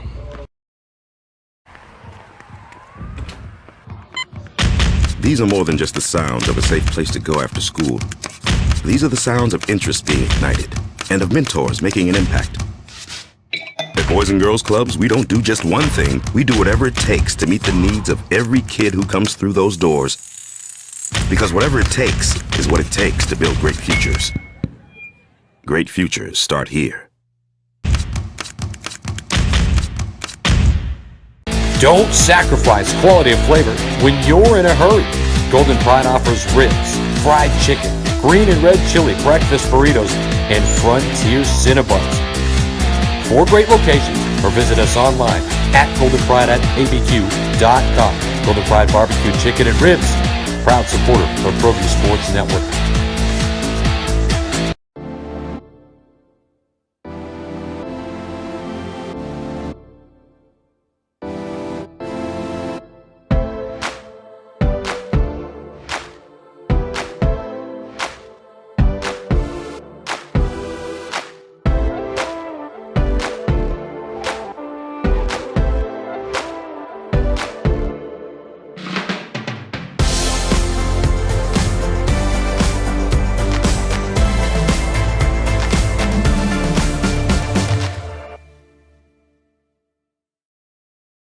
We would like to thank the following sponsors for making this broadcast possible. For your business or your home, Valley Fence stands alone. We're number one in New Mexico for a reason. It's the best fence you can own.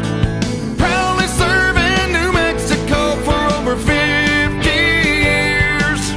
At Valley Fence, the difference is clear. No fence too big, too small, or difficult. We handle them all at Valley Fence Company. Check it out. What is it? It's a time machine, bro. I could jump into the future, get my paycheck early. I already get my paycheck early at US Eagle. Get your paycheck up to 2 days early with US Eagle Early Payday. Now's a great time to have your checking with US Eagle. Time machine.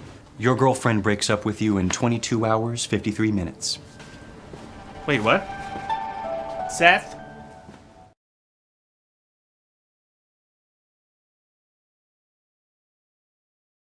We would like to thank the following sponsors for making this broadcast possible.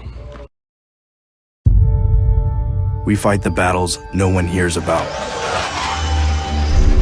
We drop into the middle of firefights to rescue others. And act as one-man air traffic control towers. We're the ones who go before all others.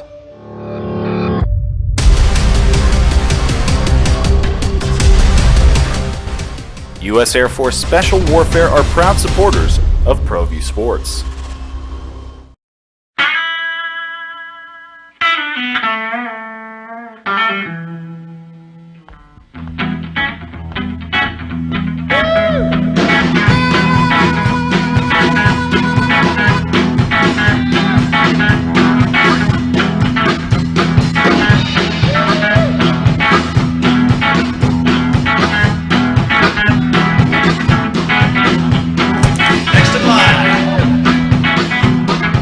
Rudy's is a proud supporter of ProView Networks. International Protective Services is a proud supporter of ProView Sports and New Mexico Youth Athletics. IPS provides residential and commercial security services in the Albuquerque metro area.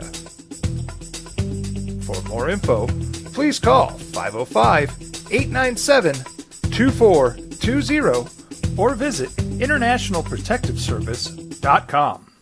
As a mom, I try to make the best choices for my family and our health. That's why I choose Western Sky Community Care. It's a Medicaid plan with quality health coverage and special benefits like Boys and Girls Club membership credit, additional dental benefits, and wellness and support programs. I decide which Medicaid plan is right for us. I choose Western Sky Community Care. Learn more about Western Sky Community Care by visiting discoverwesternsky.com today.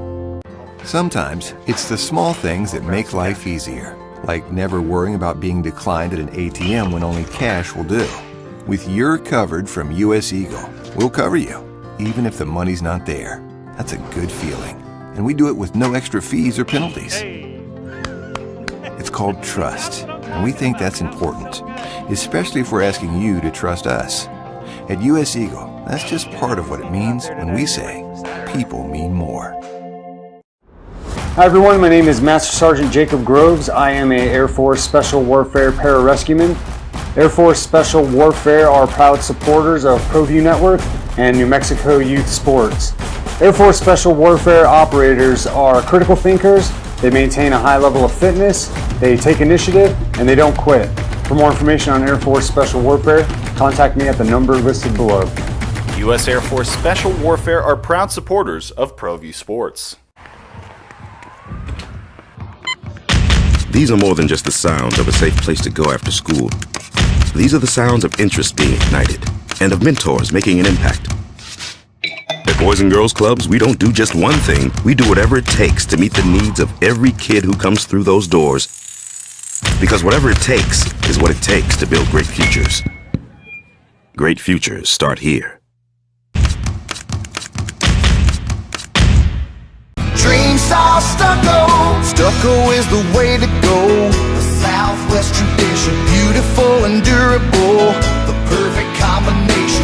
Your favorite color, your favorite texture. You're gonna love it when they put it all together. Through any weather, nothing looks better.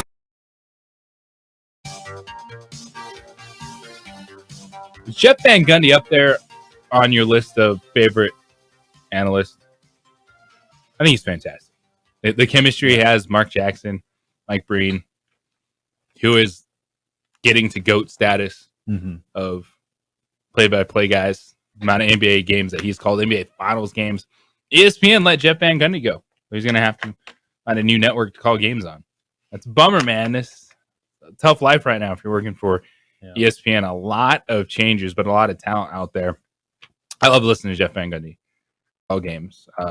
It does matter. It's about the basketball, but the voices, especially being a broadcaster, I appreciate what these guys do. I understand what goes into it. And when you're able to find that chemistry and then you're able to be with someone too that can bring the insight to the game, helps create a good broadcast. And that one was one of the ones you're like, oh, okay. But TNT, there you go. Maybe get a couple Stan and Jeff Van Gundy games. Oh, yeah, that'll be fun.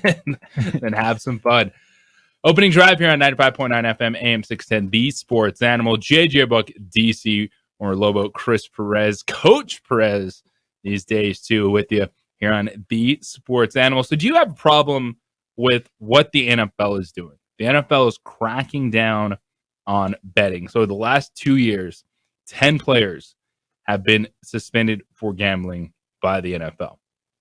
And there's a good amount of people, and you're starting to see NFL players clap back at this and say, hey, if you're going to promote gambling, if you're going to have betting in stadiums, if everything is going to be about the spread, about the lines, over-unders, team win totals, if that is going to be a part of marketing the game, why should we not be involved?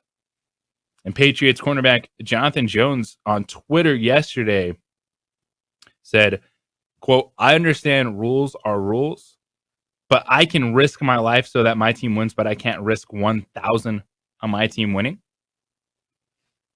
Okay. So do these guys just want to bet on their team to win? Are you going to get to the point where, all right, you can only bet money lines. You can only bet your team to win because it's performance. Oh, I put that money down. I'm going to go out there and play to win. Like, to me, this isn't hypocritical. I don't look at this and going, well, if the NFL's taking this money, because that money's coming in, and ultimately that's revenue that's going to find its way to the players and people in the game. Yes, the NFL is embracing it because the public embraces it. The public loves this stuff, looking at lines, spreads, over-unders. And it's the late in games, and you get those comments of, oh, that one matters more than you realize because someone covered. To me, it's pretty simple. You can't bet on the NFL games, and you can bet, just not at work. What is so hard about it? What is so hypocritical about it? Sometimes rules are just that. They're rules, and no one's out to get you, NFL players. The NFL has a lot of sponsors, and the players aren't using all those products. They aren't using all the services. So it's such an empty argument. Just because they're sponsoring, just be appreciative that you're getting paid for that sponsorship is what I'd say. Yeah, to me, this is a pretty simple one.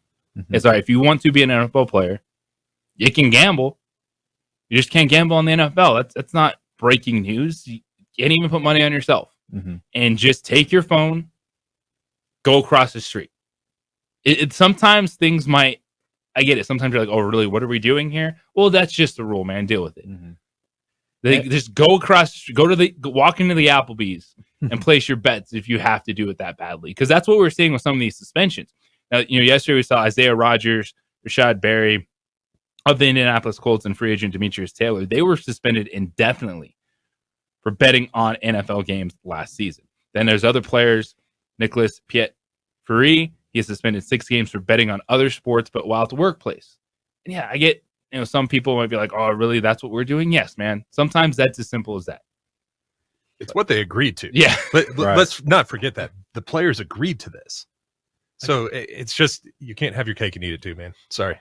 Yeah, and we always talk about too that, like kind of metaphorically, you bet on yourself. Yeah. In terms of performance. I mean, like that's to me, if you go on a golf course, you're you're betting. It's more of like, okay, you're betting on how you perform.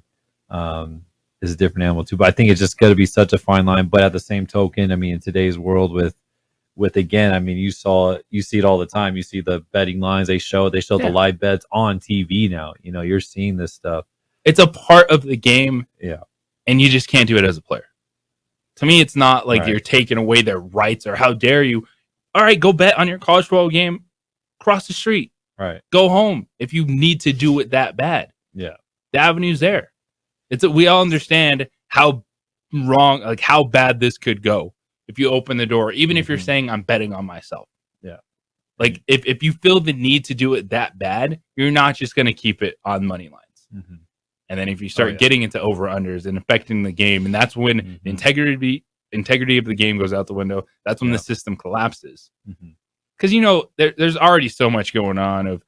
And we had Ned James on yesterday, former NFL coach, and he was saying even 20, 25 years ago, people would be calling him trying to get inside information. You're like, no, we can't do this stuff. Yeah. So there's always going to be that line there, and you have to keep it separate. So to me, I don't look at this and I see, rioters and players coming out and trying to say, well, why are you taking the money and let us do this? It's pretty simple, man. It's pretty simple. Yes, it's big business. It's big business that ultimately funnels money into your franchises, into your league. If you have to bet, if you're craving betting that much, just do it at home. If it's legal in your states, we can just pop it up on your phone. I just don't see where some of these guys are coming from. Jonathan Jones, and why can't I bet on myself? I've seen it. Mike Florio, Pro Football Talk, has done a lot of, this is hypocritical by the NFL. I'm like, no, it's not. Sometimes rules are there. Not every rule is a perfect one, but this one makes sense. You can't bet on your sport. You can't bet at the workplace. I mean, like you said, it's protecting the integrity of the game. I mean, it goes as simple as that. But yeah, like there's many ways to, if you want to gamble your money, there's definitely a lot of. And at this point in time, there's probably going to be a few more trickling down because they're investigating this and seeing that it went down, last year. But now, if you're an NFL player, like, all right, we're not doing this at the team facility. Yeah. We'll go hang out at our buddy's house and play some bets if you need to do it that bad. It's simple as that, man. Save your career. If you got to do it that bad, well, just don't do it at work. It's pretty simple. 505-246-0610. That is the 377 Brewery Hotline. The Sports Animal text line. Speaking of money, it happened.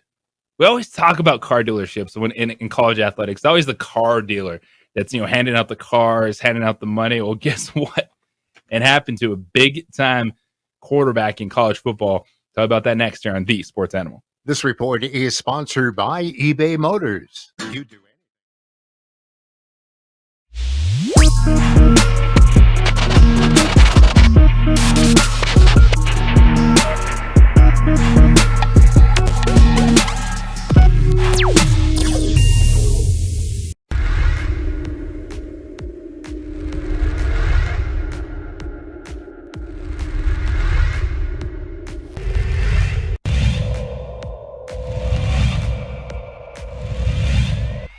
Mitch, there's a line drive right at the shortstop for out number 3.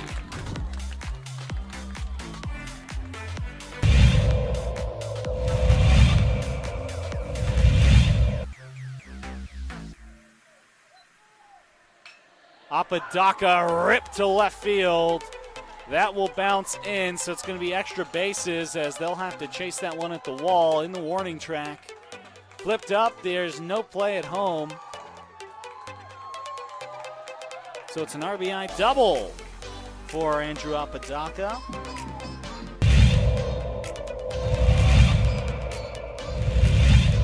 Runner at third. High leverage spot. Can Chavez keep the tie? No, that's going to be cracked into left field. It's a base hit as Love puts the Sandia Matadors ahead for the first time today.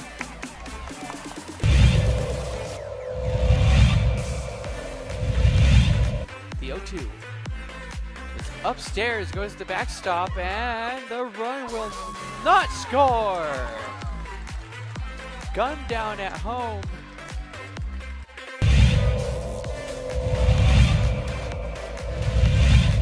Chavez rocks and fires. Ahmed, that's going to be an RBI for Ahmed. Is that one right through the gap in right center?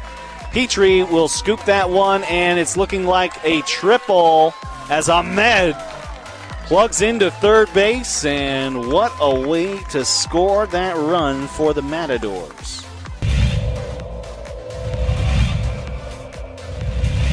Coach Romero barking out his orders there to his players. He's been around the game for a long time. Nice shot to center field. That'll bring runners in. Just like that, La Cueva will bring 3 runners in to go up 3-0. Runner advances to third.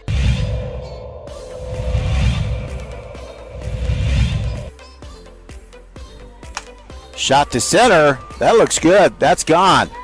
Man, outstanding center shot there.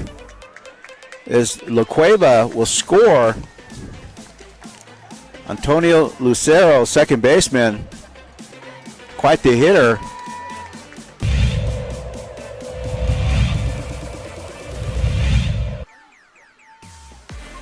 Shot to third, and good catch. And she gets the out. Outstanding play by Trinity Bazan. Nice bright spot.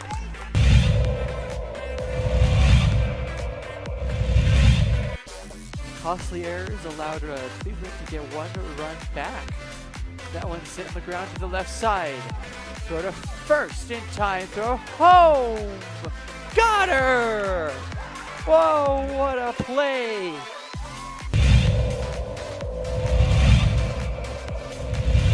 Next door or something. Not sure, but they came out here, and Ellison cracks an RBI out to left field. That's where you got to do it. 1 run, 2 run, and this game could very well be over. It's a play at the plate. It's sliding, and that will do it. The Rams walk off the La Cueva Bears. It's a 3-run batted in shot by Dean Ellison.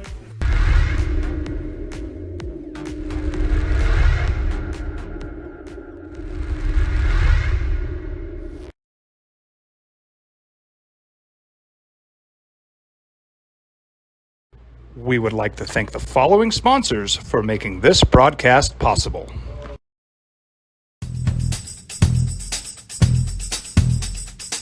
International Protective Services is a proud supporter of ProView Sports and New Mexico Youth Athletics. IPS provides residential and commercial security services in the Albuquerque metro area. For more info, please call 505-897-2420 or visit internationalprotectiveservice.com. These are more than just the sounds of a safe place to go after school.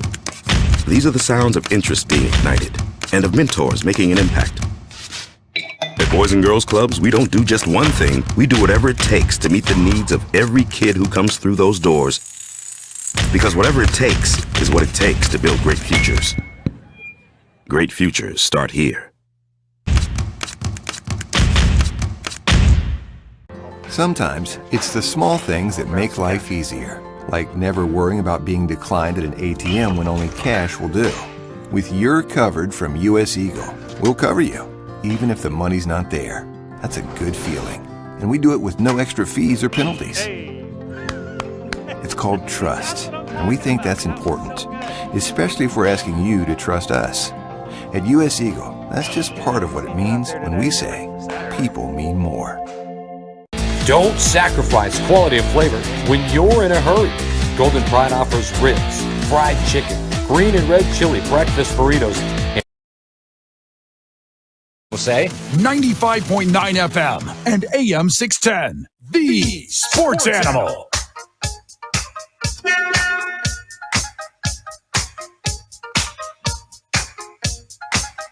Give me a hoe if you got your funky bus fare.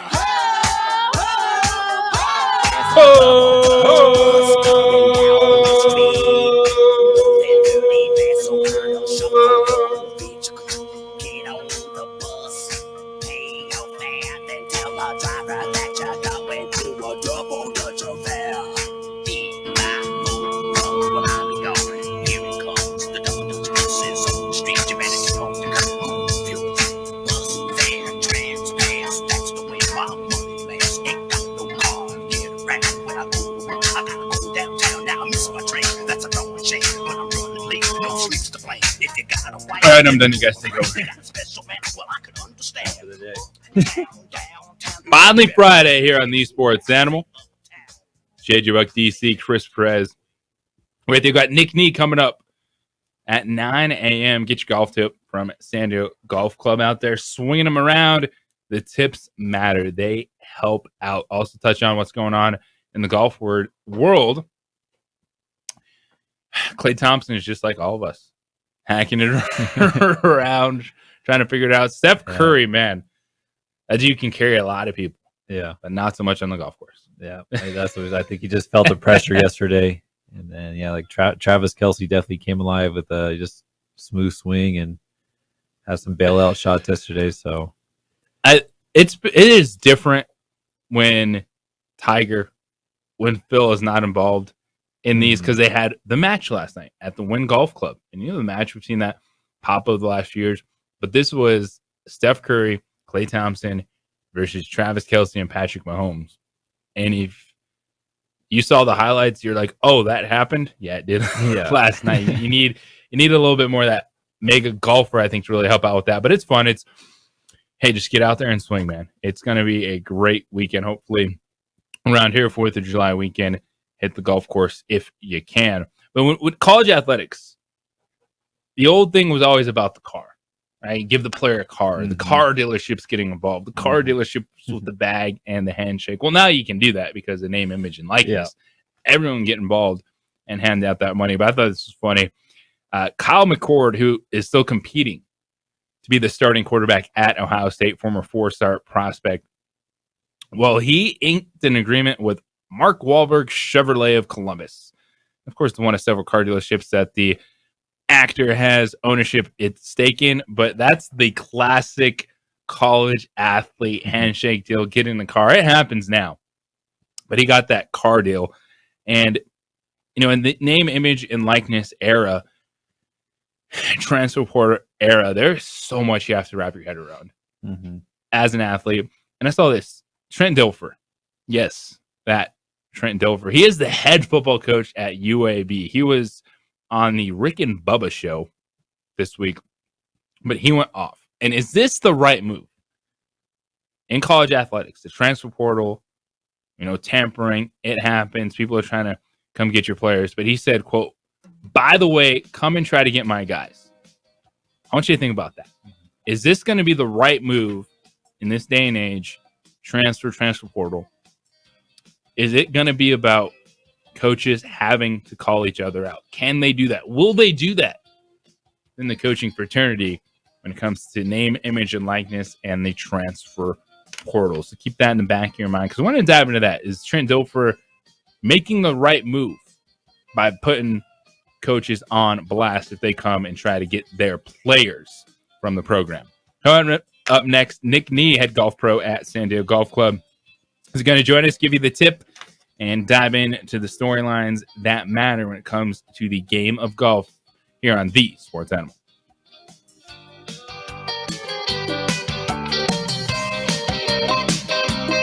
We would like to thank the following sponsors for making this broadcast possible.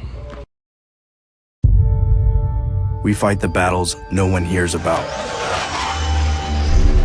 We drop into the middle of firefights to rescue others.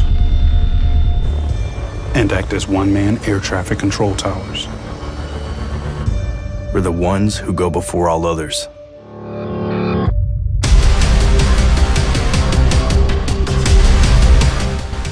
U.S. Air Force Special Warfare are proud supporters of ProView Sports.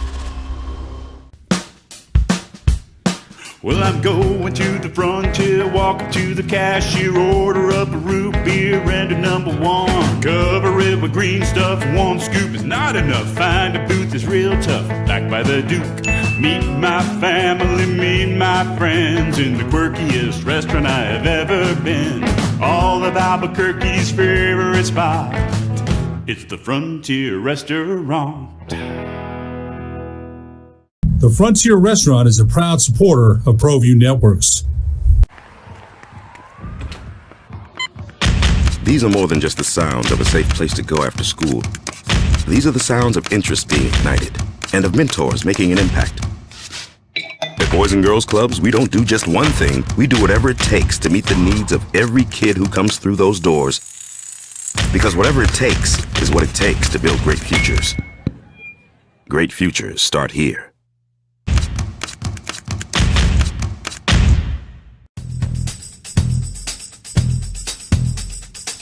International Protective Services is a proud supporter of ProView Sports and New Mexico Youth Athletics.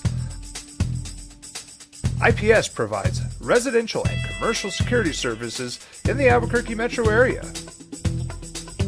For more info, please call 505-897-2420 or visit internationalprotectiveservice.com. Sometimes it's the small things that make life easier, like never worrying about being declined at an ATM when only cash will do. With You're Covered from US Eagle, we'll cover you, even if the money's not there. That's a good feeling. And we do it with no extra fees or penalties. It's called trust, and we think that's important, especially if we're asking you to trust us. At US Eagle, that's just part of what it means when we say people mean more. Hi everyone, my name is Master Sergeant Jacob Groves. I am a Air Force Special Warfare Pararescueman. Air Force Special Warfare are proud supporters of ProView Network and New Mexico Youth Sports. Air Force Special Warfare operators are critical thinkers. They maintain a high level of fitness, they take initiative, and they don't quit.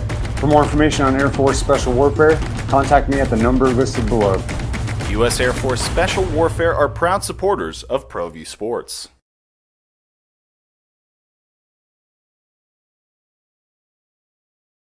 We would like to thank the following sponsors for making this broadcast possible.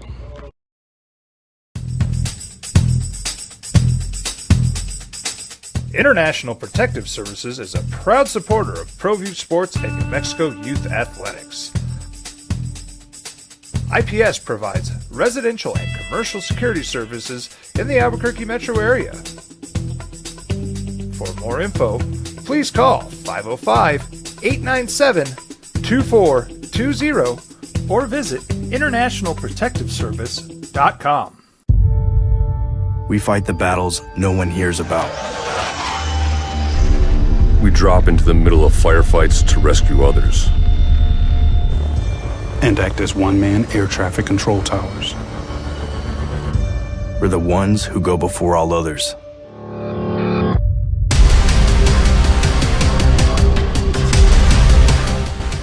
U.S. Air Force Special Warfare are proud supporters of ProView Sports. Hi everyone, my name is Master Sergeant Jacob Groves. I am a Air Force Special Warfare Pararescueman.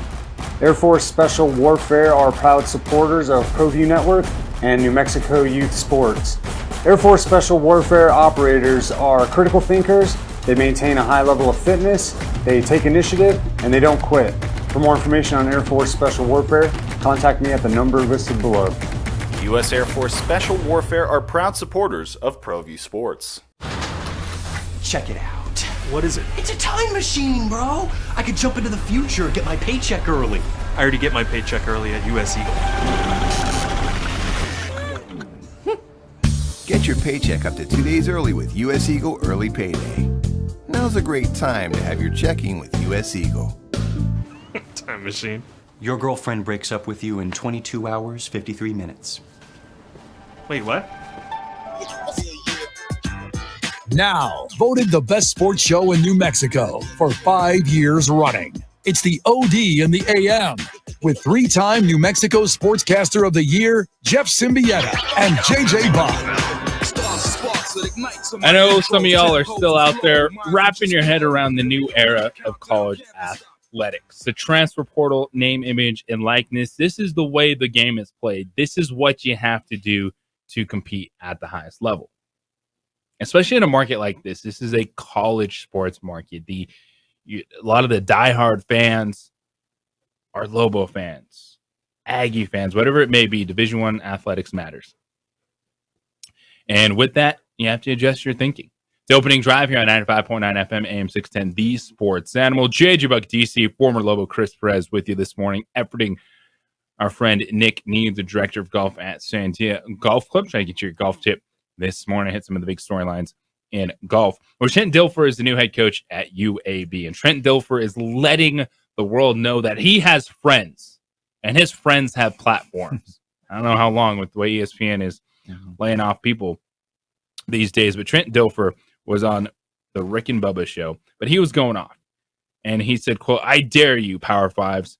I got a pretty big platform that I can step on, and I find you in my kids' DMs, and if I find you talking to high school coaches about my kids, if you're in my roster, I'm going to call your ass out. I'm going to say it by name to the biggest voices in television today, and it's going to make College Game Day. It's going to make SportsCenter. By the way, those guys running SportsCenter are still my friends," end quote. All right, that gives me a little bit of a chuckle. But is this the right move?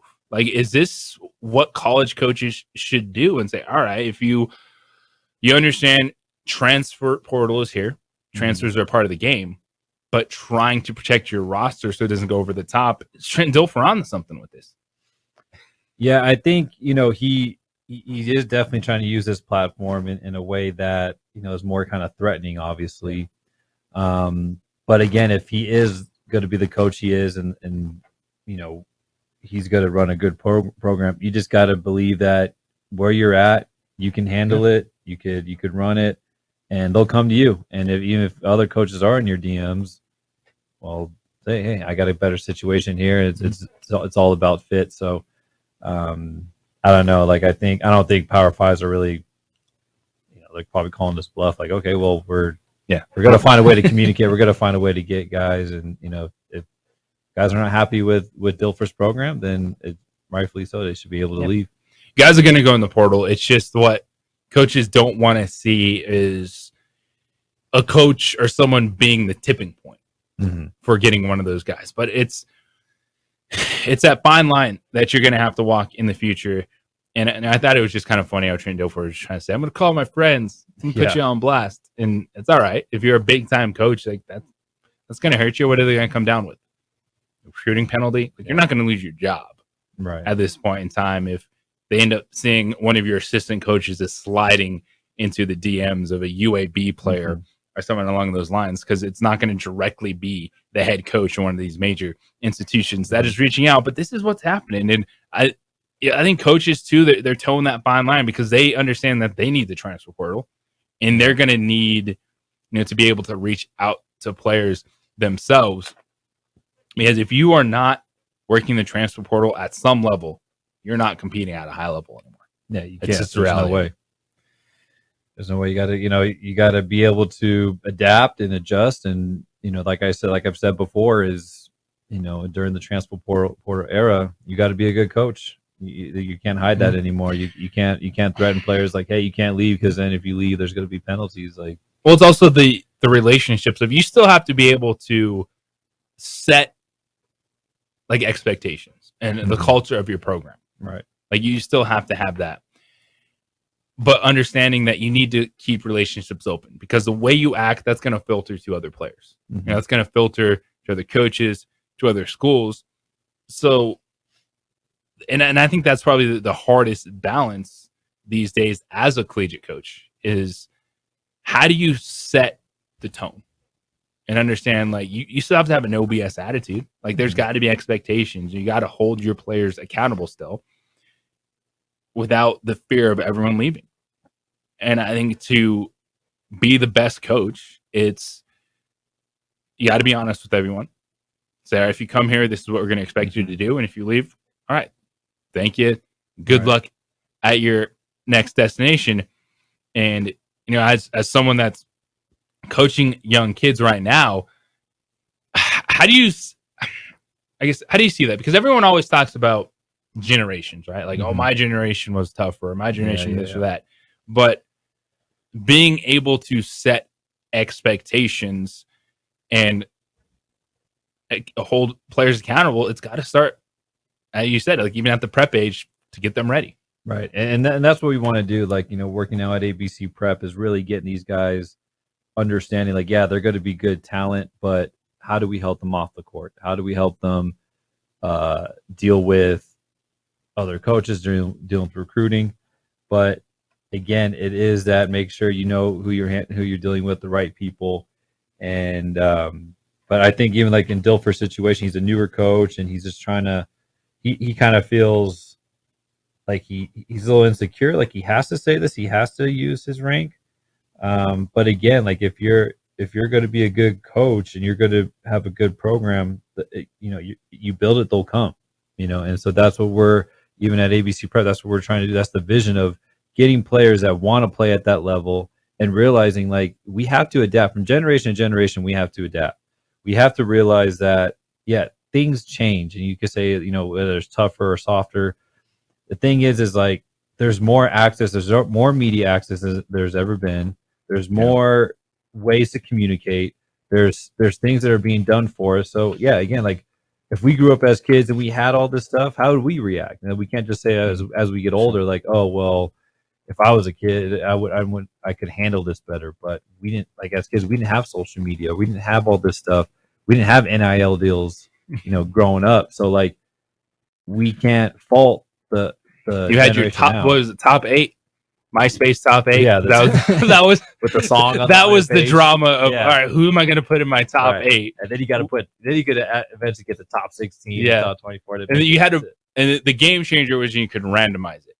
And you Yeah. could randomize your top friends. Yeah, because the top one, the drama that caused my when you God. set your top 8 friends, you're like, wait a If your second, boyfriend or girlfriend wasn't top, oh, you're in trouble.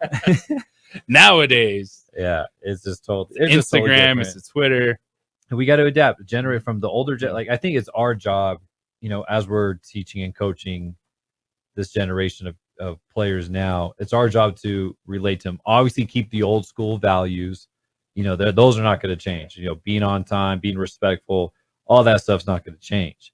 But what's going to change is how things are going to be done, how much freedom players are getting now, how much access that they have to media outlets, to people commenting, like players are posting, and then of course you're going to be liked by a lot. For every 100 people like you, 10 are not going to like you. But then we have to teach kids like, hey, don't focus on that. Like that is a hard thing for any human being, not just athletes, right? To wrap Any your head age, around. Yeah. When you get that one tweet that's directed at you, or that one comment, oof.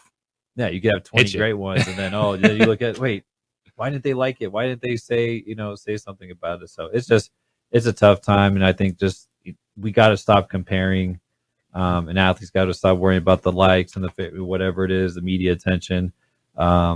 You'll be putting good. I think I always believe in hard work, and I just see nowadays too, especially during the summer when people are training.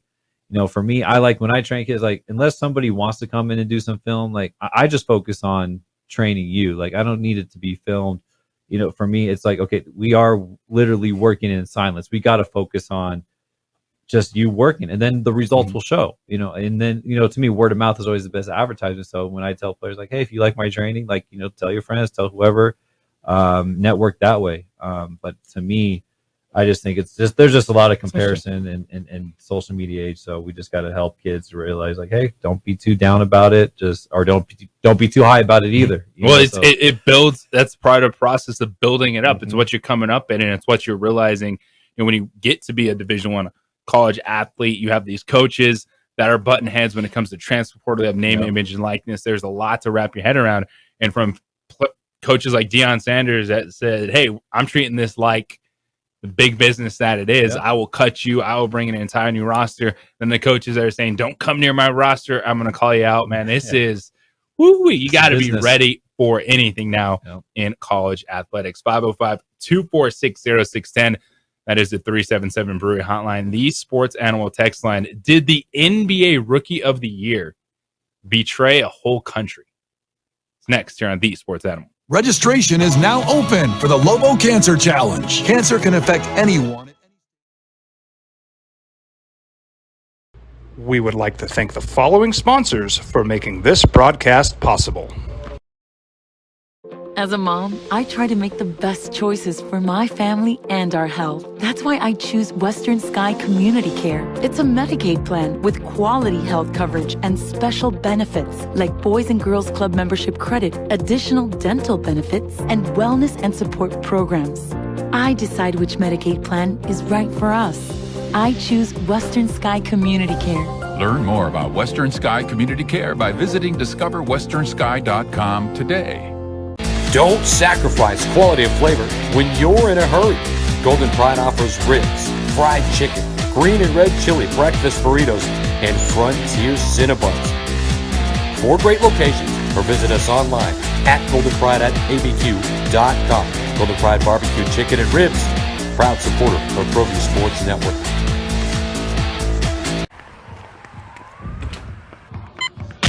These are more than just the sounds of a safe place to go after school. These are the sounds of interest being ignited and of mentors making an impact.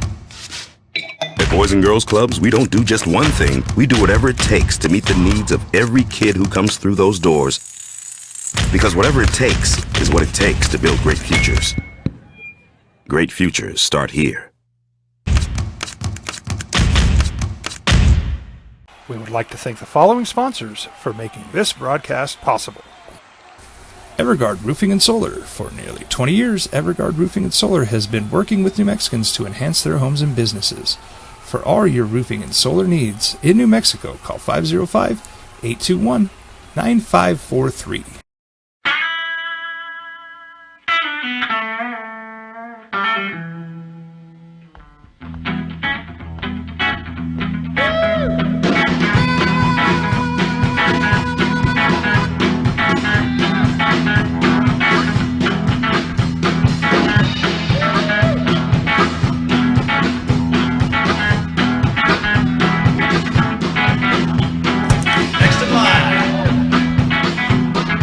Rudy's is a proud supporter of ProView Networks.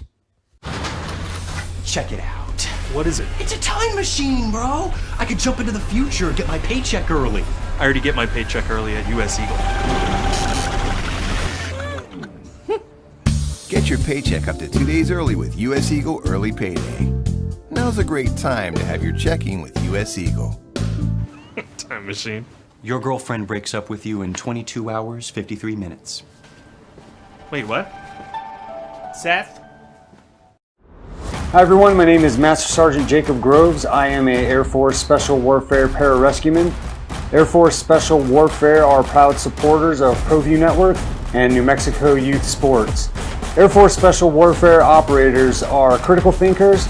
They maintain a high level of fitness, they take initiative, and they don't quit.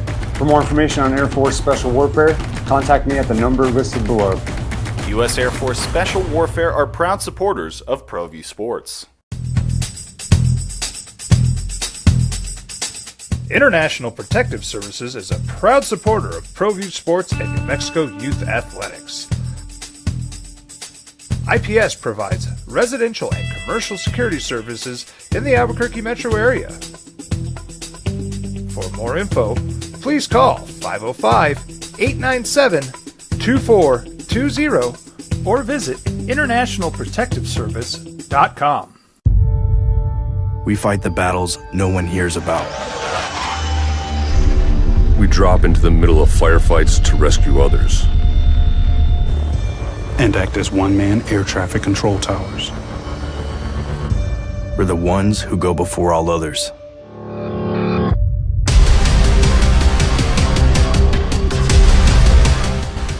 U.S. Air Force Special Warfare are proud supporters of ProView Sports. 7 on 95.9 FM and AM 610. The Sports Animal. How is it possible for the NBA Rookie of the Year to betray a whole country? A whole country. Well, Paolo Banchero found a way to do just that. It's opening drive here on 95.9 FM, AM 610, The Sports Animal. JJ Buck, DC, former Lobo Chris Perez, hanging out with you this morning. International basketball has been a topic of conversation. You know, Ben Simmons, the Nets saying he's not going to play for the Boomers. I think that's another missed opportunity for Ben Simmons to try to gain some confidence back. That's the stage he needs to be playing on. Yeah. International basketball. Go out there, beat up on a couple small countries. Yeah. As you work your way up the ladder of FIBA games this summer, Summer Olympics around the corner. Like, that would be a positive for him. And when it comes to international basketball, these countries, these federations, it's serious business. Mhm. And we see it in the United States. They were down a couple of years, and what did we get? Got the Redeem Team. Mm-hmm. The United States is like, all right, we have to get back on track. Right. You guys got to show up and ball out and get USA basketball on track. Like this stuff at the highest level, the FIBA basketball, the summer games around the corner, like it matters. Well, Paolo Banchero, he was born and raised in the United States, went to Duke, one and done, number 1 overall pick, ended up being the rookie of the year last year for the Orlando Magic. But his father is Italian, and Banchero owns an Italian passport, which gave him the opportunity to choose between Italy or Team USA. Now, Paolo Banchero chose Team USA, which makes sense, right? If you had the opportunity, who are you playing for? I'm going Team USA. Now, other guys that might not be his level, kind of realizing maybe I'm not going to crack that rotation, going to go play for other countries. I think Banchero is definitely a guy that, you know, he'll get plenty of run, whether it's in FIBA or a chance to make an Olympic roster. Two, moving forward, when you look at the core of the Olympic roster, you know, kind of on the back end for a lot of these guys. Yeah. It's not, you know, LeBron James, Kevin Durant, and Steph Curry going to be carrying that flag forever. So Paolo Banchero is playing for Team USA. What's the big deal? Well, apparently, he said last year he intended to play for Italy. But he didn't tell them that he was going to choose Team USA. So it came out, and then the Italian Basketball Federation president, Gianni Petrucci, went off. He said, quote, "It was a legitimate decision, but he could have made a call to communicate that to us. Betrayal, especially in basketball, is a strong word. Situations like this happen, and personally, I'm used to it. But he fooled us. We were planning a great commercial strategy for him." Betrayed an entire country, man. Betrayed an entire country. But that's the impact. Like, this stuff matters. Like, it's Italy. They're like, we got Paolo Banchero. We could win a couple of games. Let's go. And I get where the frustration is if you don't make that phone call. Be like, hey, guys, sorry, I'm going to play for Team USA.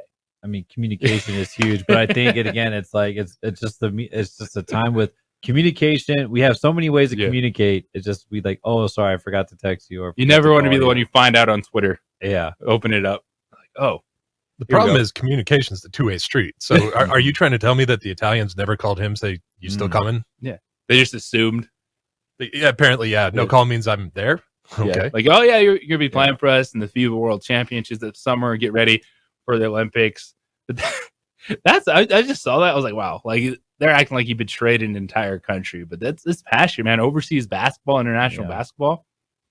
You get these guys out there, like it matters, and you just love to see that passion, though. Oh yeah, overseas. But Paolo Banchero making that decision. That's sent some shockwaves through the international basketball world. But yeah, if you have that option, who's not taking Team USA? Right, and he's got to be in that role, and like. There's some people like the challenge; they want to, play for the home country. But again, it's really, coming from there, and you look at back the good Spain teams, like with the Gasol brothers. There are some teams, Argentina, obviously. Yeah, a lot of these guys, they kind of make their mark, on that international scene. So it's really a business decision. I mean, if you want to win, and I feel like these Argentinian teams, these Spain teams, they were like, no, we even France, like. Yeah, we could win with these guys, but then with Italy, they're like, well, we need a guy like that in order to compete. Yeah, so that's where I think the hurt is coming from. But that's wild, man. It's just reading that story, and this dude was unloading on Banchero, and he's like, betrayal is a big word, but I'm going to use it. You betrayed a whole country. Well, that's something else. A lot of these guys that kind of have the dual citizenship, and you see them pick somewhere else because you understand, like, you're a good basketball player, but you're not cracking the Team USA rotation. Yeah. Like that is some legit dudes up there. But Paolo Banchero is one of those guys. Yeah. Like he could be a player in the next decade, Olympics, FIBA World Championships, that level. Like he could crack that rotation. So him choosing Team USA makes a ton of sense. You mentioned France. Well, Victor Wembanyama, it's over now. Yeah, it's done. It's over, man, because he's not 7'5". I don't know how he's ever going to live up to the hype because San Antonio Spurs announced that he is 7'3.5". The official height without shoes. That's a miss, man. I thought it was 7'5". Now that he's not 7'5", forget it. Bust. Don't worry. He's still growing. Yeah. He's like 19. He'll grow. Yeah. Do you see that story of Kendrick Perkins, who he was on? Kendrick Perkins, ESPN analyst. Mm-hmm. He's kind of gonna. I don't know. He might be the only one left at ESPN talking NBA basketball with what we're seeing in the news coming out today. He got duped. He was on NBA Today, and he fell for a story that said Jonathan Kuminga grew to 7'2". Oh my gosh, That's fantastic. He does his fantastic. homework. Yeah. There's like a social media post that Jonathan Kuminga had grown to 7'2", and he was going off. He was like, "Oh, this is a game changer for the Warriors, and you can't trade this kid." And it's like, no, he's still 6'7". Hasn't grown 5 inches in 3 weeks since the end of the season for the Golden State Warriors. It happens, man. But Kendrick says some things, doesn't he? Yes, he does. Yes, he does. And Denver's going to remember, man. Oh, yeah. Those comments that he made about the MVP race, he tries to say he was just talking. That played a role in it, man. Yeah, that it's funny just thinking back now and how he's sort of backtracked. It is one of those things that I hope Malone gets that on a huge poster and just leaves it right in front of Joker's locker so he can look at it every day. Yeah. And then Jokic should be like, okay, that's cool. Yeah. My horses. Want to talk about my horses? Yeah, we'll talk about your horses, Jokic. Speaking of motivation, it's got to come from somewhere. Even if you're fishing for motivation. It's that, like that Jordan meme, he's looking at it, he's like, and then I took it personally. Mm-hmm. What do you make of what LeBron James is trying to do, specifically against Michael Malone? Yeah, against not the just coach. the Denver Nuggets.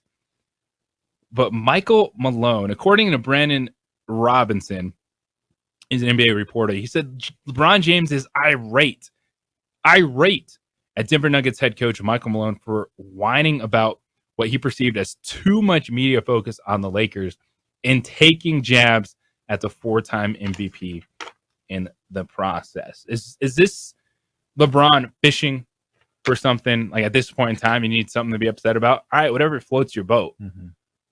But the Nuggets were not wrong with the attention that the Lakers got versus the Nuggets. That's just the reality of the situation. Right. It's the Los Angeles Lakers because there was a huge push after game 1 of the Western Conference Finals. I was guilty of it as well. I'm not running from it. I was one of those people. I was like, oh, I think the Lakers might have figured something out. I just had a push. Yeah. I didn't see them getting swept. All the attention was on LeBron James and the Los Angeles Lakers. And for the Nuggets pointing that out, it's not a disservice.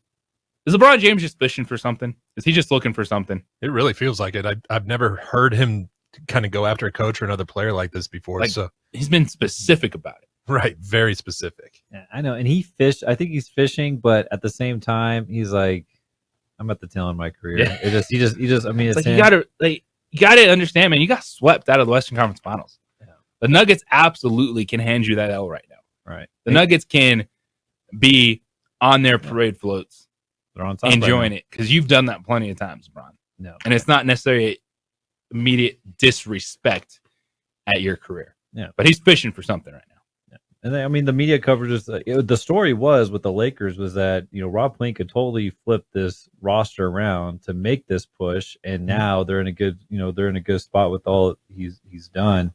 But again, obviously, you could use motivation. It's okay to do that, like whatever floats your boat, whatever motivates you. So I think even with the Nuggets, keep using that. You guys are doing it the right way. You stuck with Jamal Murray.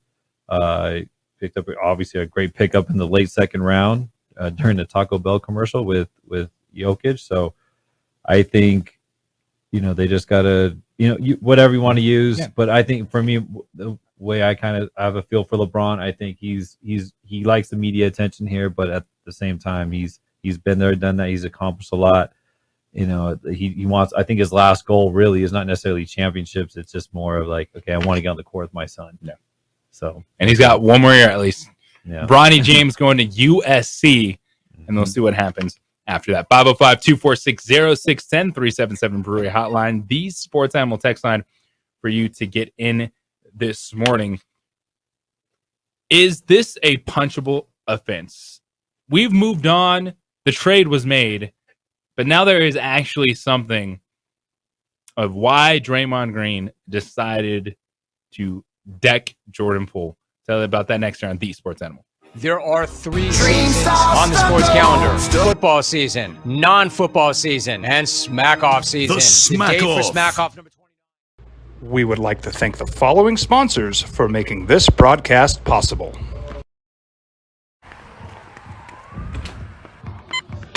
These are more than just the sounds of a safe place to go after school. These are the sounds of interest being ignited and of mentors making an impact. At Boys and Girls Clubs, we don't do just one thing. We do whatever it takes to meet the needs of every kid who comes through those doors. Because whatever it takes is what it takes to build great futures. Great futures start here. Don't sacrifice quality of flavor when you're in a hurry.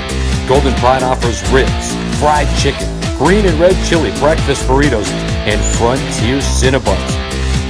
4 great locations, or visit us online at goldenpride@abq.com. Golden Pride Barbecue Chicken and Ribs, proud supporter of ProView Sports Network.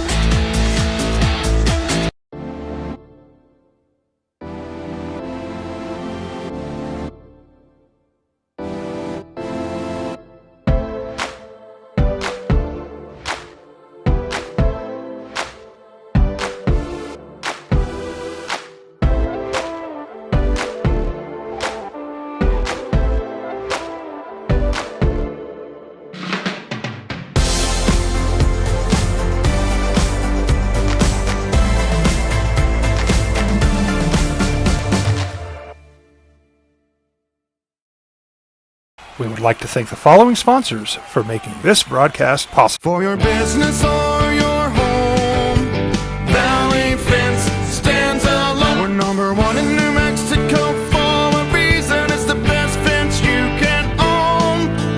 Proudly serving New Mexico for over 50 years.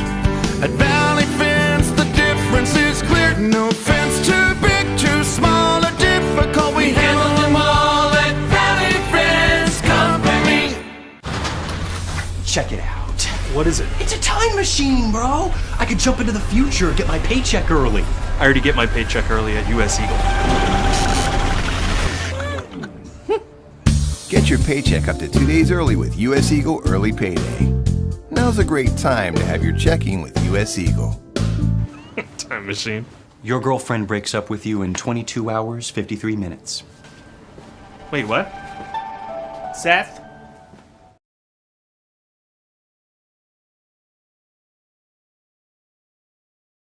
We would like to thank the following sponsors for making this broadcast possible. We fight the battles no one hears about. We drop into the middle of firefights to rescue others. And act as one-man air traffic control towers. We're the ones who go before all others.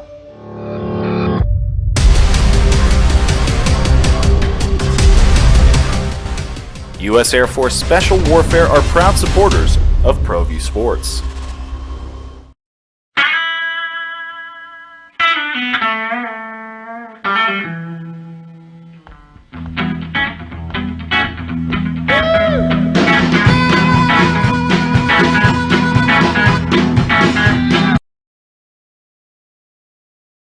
We didn't really know what happened. Kind of just assumed that, hey, Jordan Poole, did he really do something that bad to get sucker punched in practice? He didn't do anything wrong for Draymond Green to deck him. He had a bad postseason, and he got traded. Well, you know, at some point in time, the story is going to come out. When it comes to a sucker punch, I don't think in sports is ever a good time for that. Sucker punch someone. But should Jordan Poole have been more on guard in this situation? Now, it's all said and done. He is in Washington. Chris Paul is a Warrior, which is absolutely wild in the offseason move. But when we kept saying Jordan Poole didn't do anything, we just didn't know. Well, we kind of have to wrap up that conversation when at least someone who might have knowledge of the situation tells you what happened. The opening drive here on 95.9 FM, AM 610, The Sports Animal, JJ Buck DC, Chris Perez with you this morning. So on the It Is What It Is podcast, rapper Cameron claims he was told that the Poole Green incident stem from Poole's trash talk in practice. All right, that happens. You've been in practice, plenty of practices. Chris, I'm sure some unsavory things are said between teammates. Gets a little feisty, but probably not expecting the dude to roll up on you and put you on the ground. Right. But the rapper said, quote, from all the things I was hearing, they were saying there's a reason Draymond punched him in the face. All right. Well, one of the things that was said was Jordan Poole said, I slept with more women than you at Michigan State when you were there. And Jordan Poole, by the way, went to Michigan. And then they were running sprints, and he told Draymond, don't worry about it. You'll be in Sacramento next year. Then he added, he told Draymond, why is your Twitter handle Money Green when you're broke and you're not going to get a new contract? Those are fighting words. If I'm Jordan Poole and I'm going that hard at Draymond Green, do you have to have your guard up a little bit at that point? Because that's a little more than just kind of teammates poking each other. That felt personal. Oh, yeah. If indeed that's what happened, and you know these guys, Cameron probably talked to someone in the know. Like, this isn't just a dude making it up. Yeah. Like, that's a little more like, okay, Jordan, we kind of had your, like, we were defending you this whole time. Like, oh, how could Draymond knock you out? That's a little more than just trying to get under your teammate's skin. That's like, all right, I kind of need to be ready to go with this guy at some point in time. Yeah. And then try to play victim and get hit and be like, oh, well, you didn't see that coming. Like, obviously, if you're talking like that, I mean, it could. Like, that's not just poking fun at a teammate. Right. Like, those are, like, pointed shots. I mean, I looked at the Sacramento comment. I mean, it's. I mean, they're heading the right direction. Yeah, they might be. Draymond heading there. So I mean, obviously, he's up in arms with his free agency. But yeah, I think that's. I mean, that is definitely trash talk. But trash talk could either lead to more trash talk, you show it on the court, or you fight it out. I mean, it is however you want to handle it. Like if you wanted to end it at, you're broke, Draymond, because you just signed the $160 million deal for Jordan Poole. Laughs, but then he adds, you're not going to get a new contract. Like, if that's the stuff that went down, I'm like, what are you doing, Jordan Poole? Yeah. Yeah, that's not basketball talk. That's money talk, and that's you don't mess with money. You know that. Right. You don't mess with another man's money. You don't worry about another man's contract in professional sports. Because now, guess what, Jordan Poole? You can go out there and score 27 points per game for a last place Wizards team. Well, the Warriors are still trying to figure out how to win a championship. Right.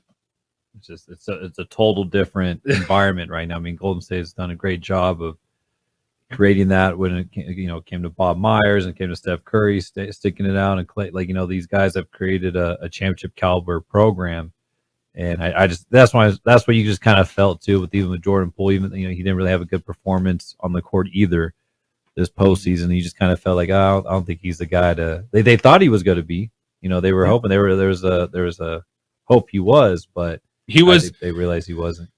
Jordan Poole was a regular season.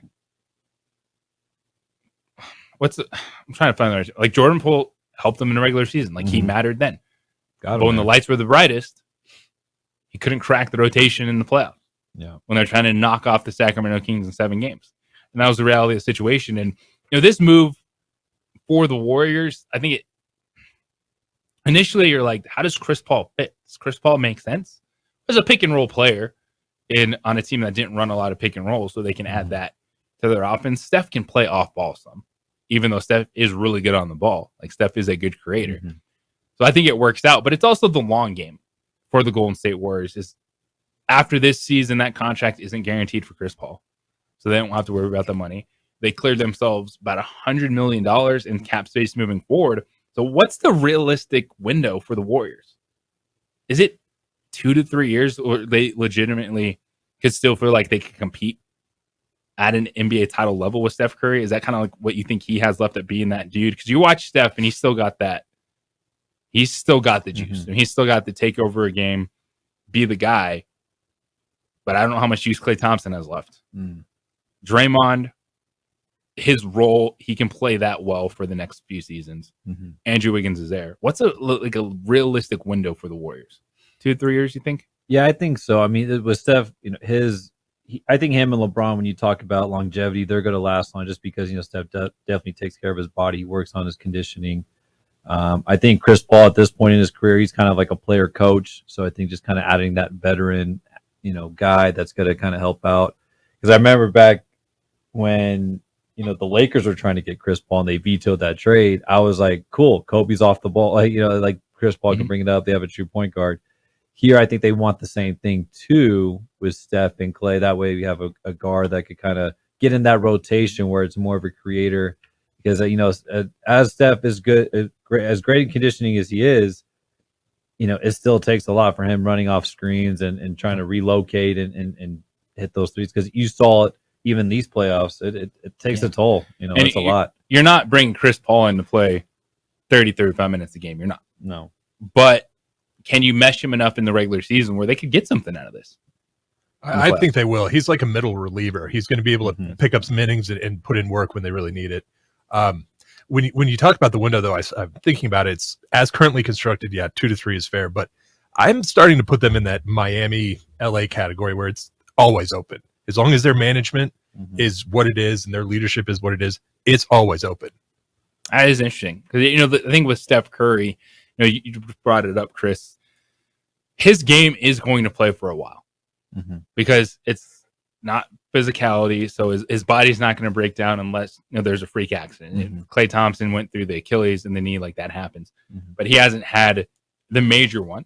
He's put like the ankle issues behind him for the most part. So I think that can definitely help keep their window open, and it's after this year that's going to allow them to really attack and make one more push too when they clear all that cap space. And DC, you brought it up. There's a brand new NBA collective bargaining agreement that's signed, sealed, and delivered, and that's made some changes. And just for the fans, we hear CBA sometimes are just kind of like whatever, like I don't care about this stuff, players union, but there could be some impactful things that affect NBA free agency as we start to figure out what is actually in this. Yeah, they're not going to let teams underspend, and if you do want to spend over the cap, it allows teams to do it in a way where they don't crush themselves financially or with picks and things like that. It's an interesting way to encourage teams to spend as much as possible. So you're not going to see as dramatic of cap penalties because I know some of these teams were scrambling, like Atlanta. The reason that they were just trying to move off John Collins and everything is because they wanted to really get below that luxury tax threshold. So there's still going to be a penalty, but it's basically in tiers now. Okay. And the more you spend, the more you're penalized. But there's no hard cap. They're calling it a soft cap now. And it does open up a lot of room for teams to maneuver. And when you talk about the Warriors clearing over $100 million, that is major. That is major. That's going to be really interesting to watch because that's a big deal. Because then there's no excuses. If you're a team that's close, you can go for it. You can take some of those chances. And we're seeing, too, in the NBA, better movement. Like these, you're going to miss on some of these contracts, but they might not always kill you because everyone is tradable for the right amount of first-round picks.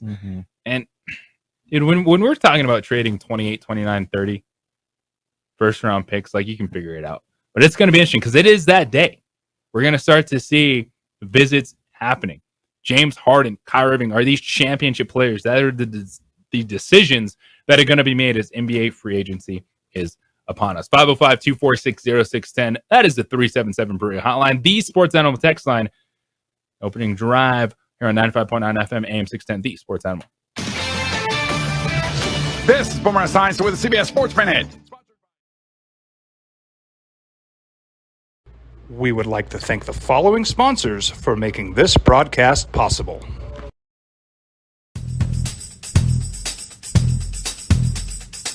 International Protective Services is a Sometimes it's the small things that make life easier, like never worrying about being declined at an ATM. Get your paycheck up to 2 days early with U.S. Eagle Early Payday. Now's a great time to have your checking with U.S. Eagle. Time machine. Your girl maintain a high level of fitness, they take initiative, and they don't quit. For more information on Air Force Special... For more info, please call 505-897-2420 or visit internationalprotectiveservice.com.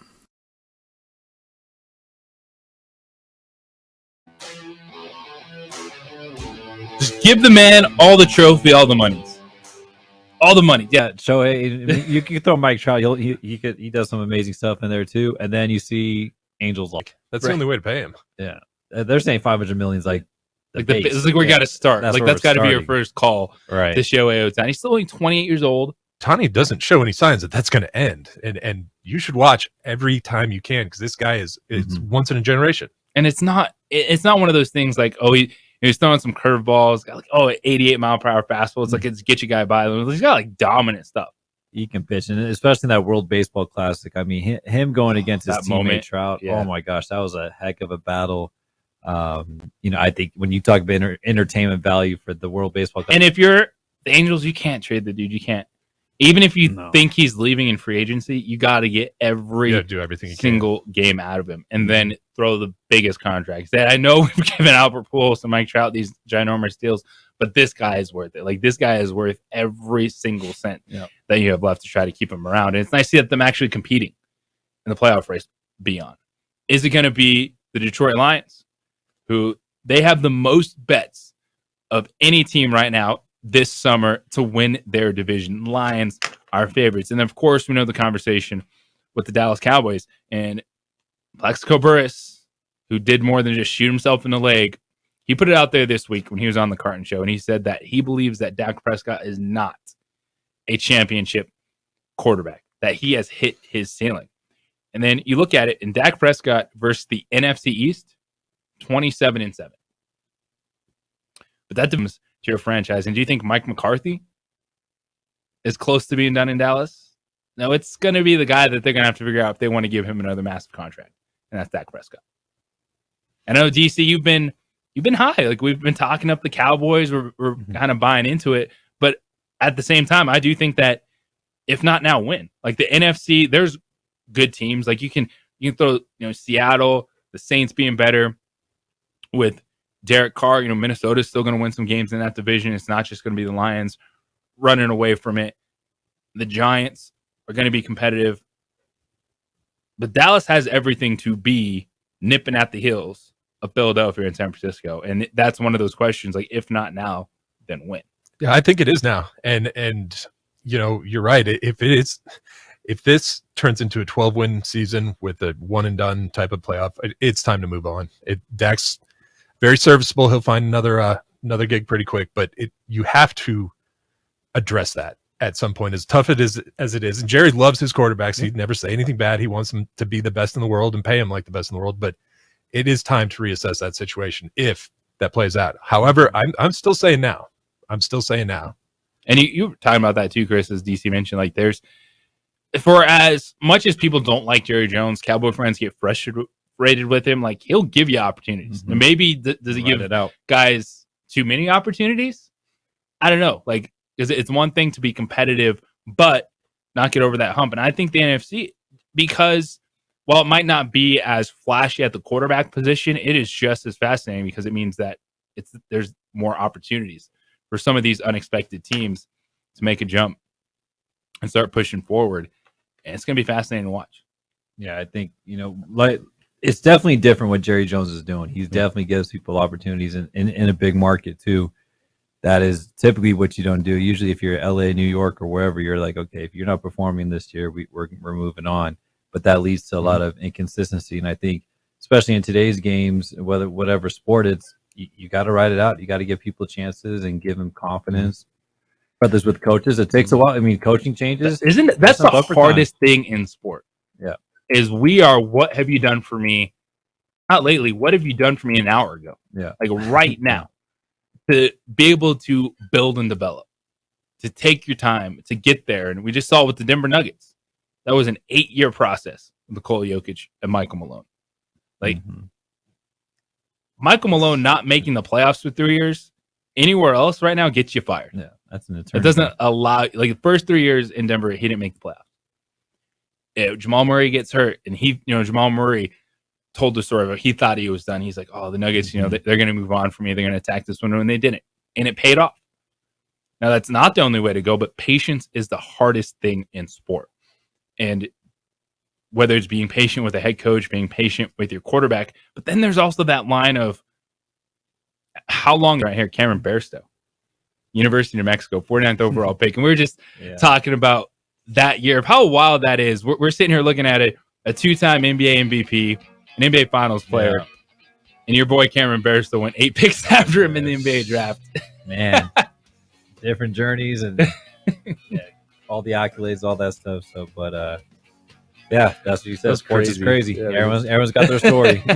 Chris, man, much appreciated. Yeah, And act as one-man air traffic control towers.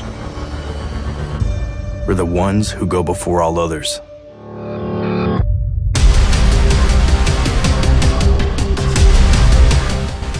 U.S. Air Force Special Warfare are proud supporters of ProView Sports. Well, I'm going to the frontier, walking to the cashier, order up a root beer and a number one. Cover it with green stuff, one scoop is not enough. Find a booth is real tough, backed by the Duke. New Mexico Youth Athletics. IPS provides residential and commercial security services in the Albuquerque metro area. For more info, For more information on Air Force Special Warfare,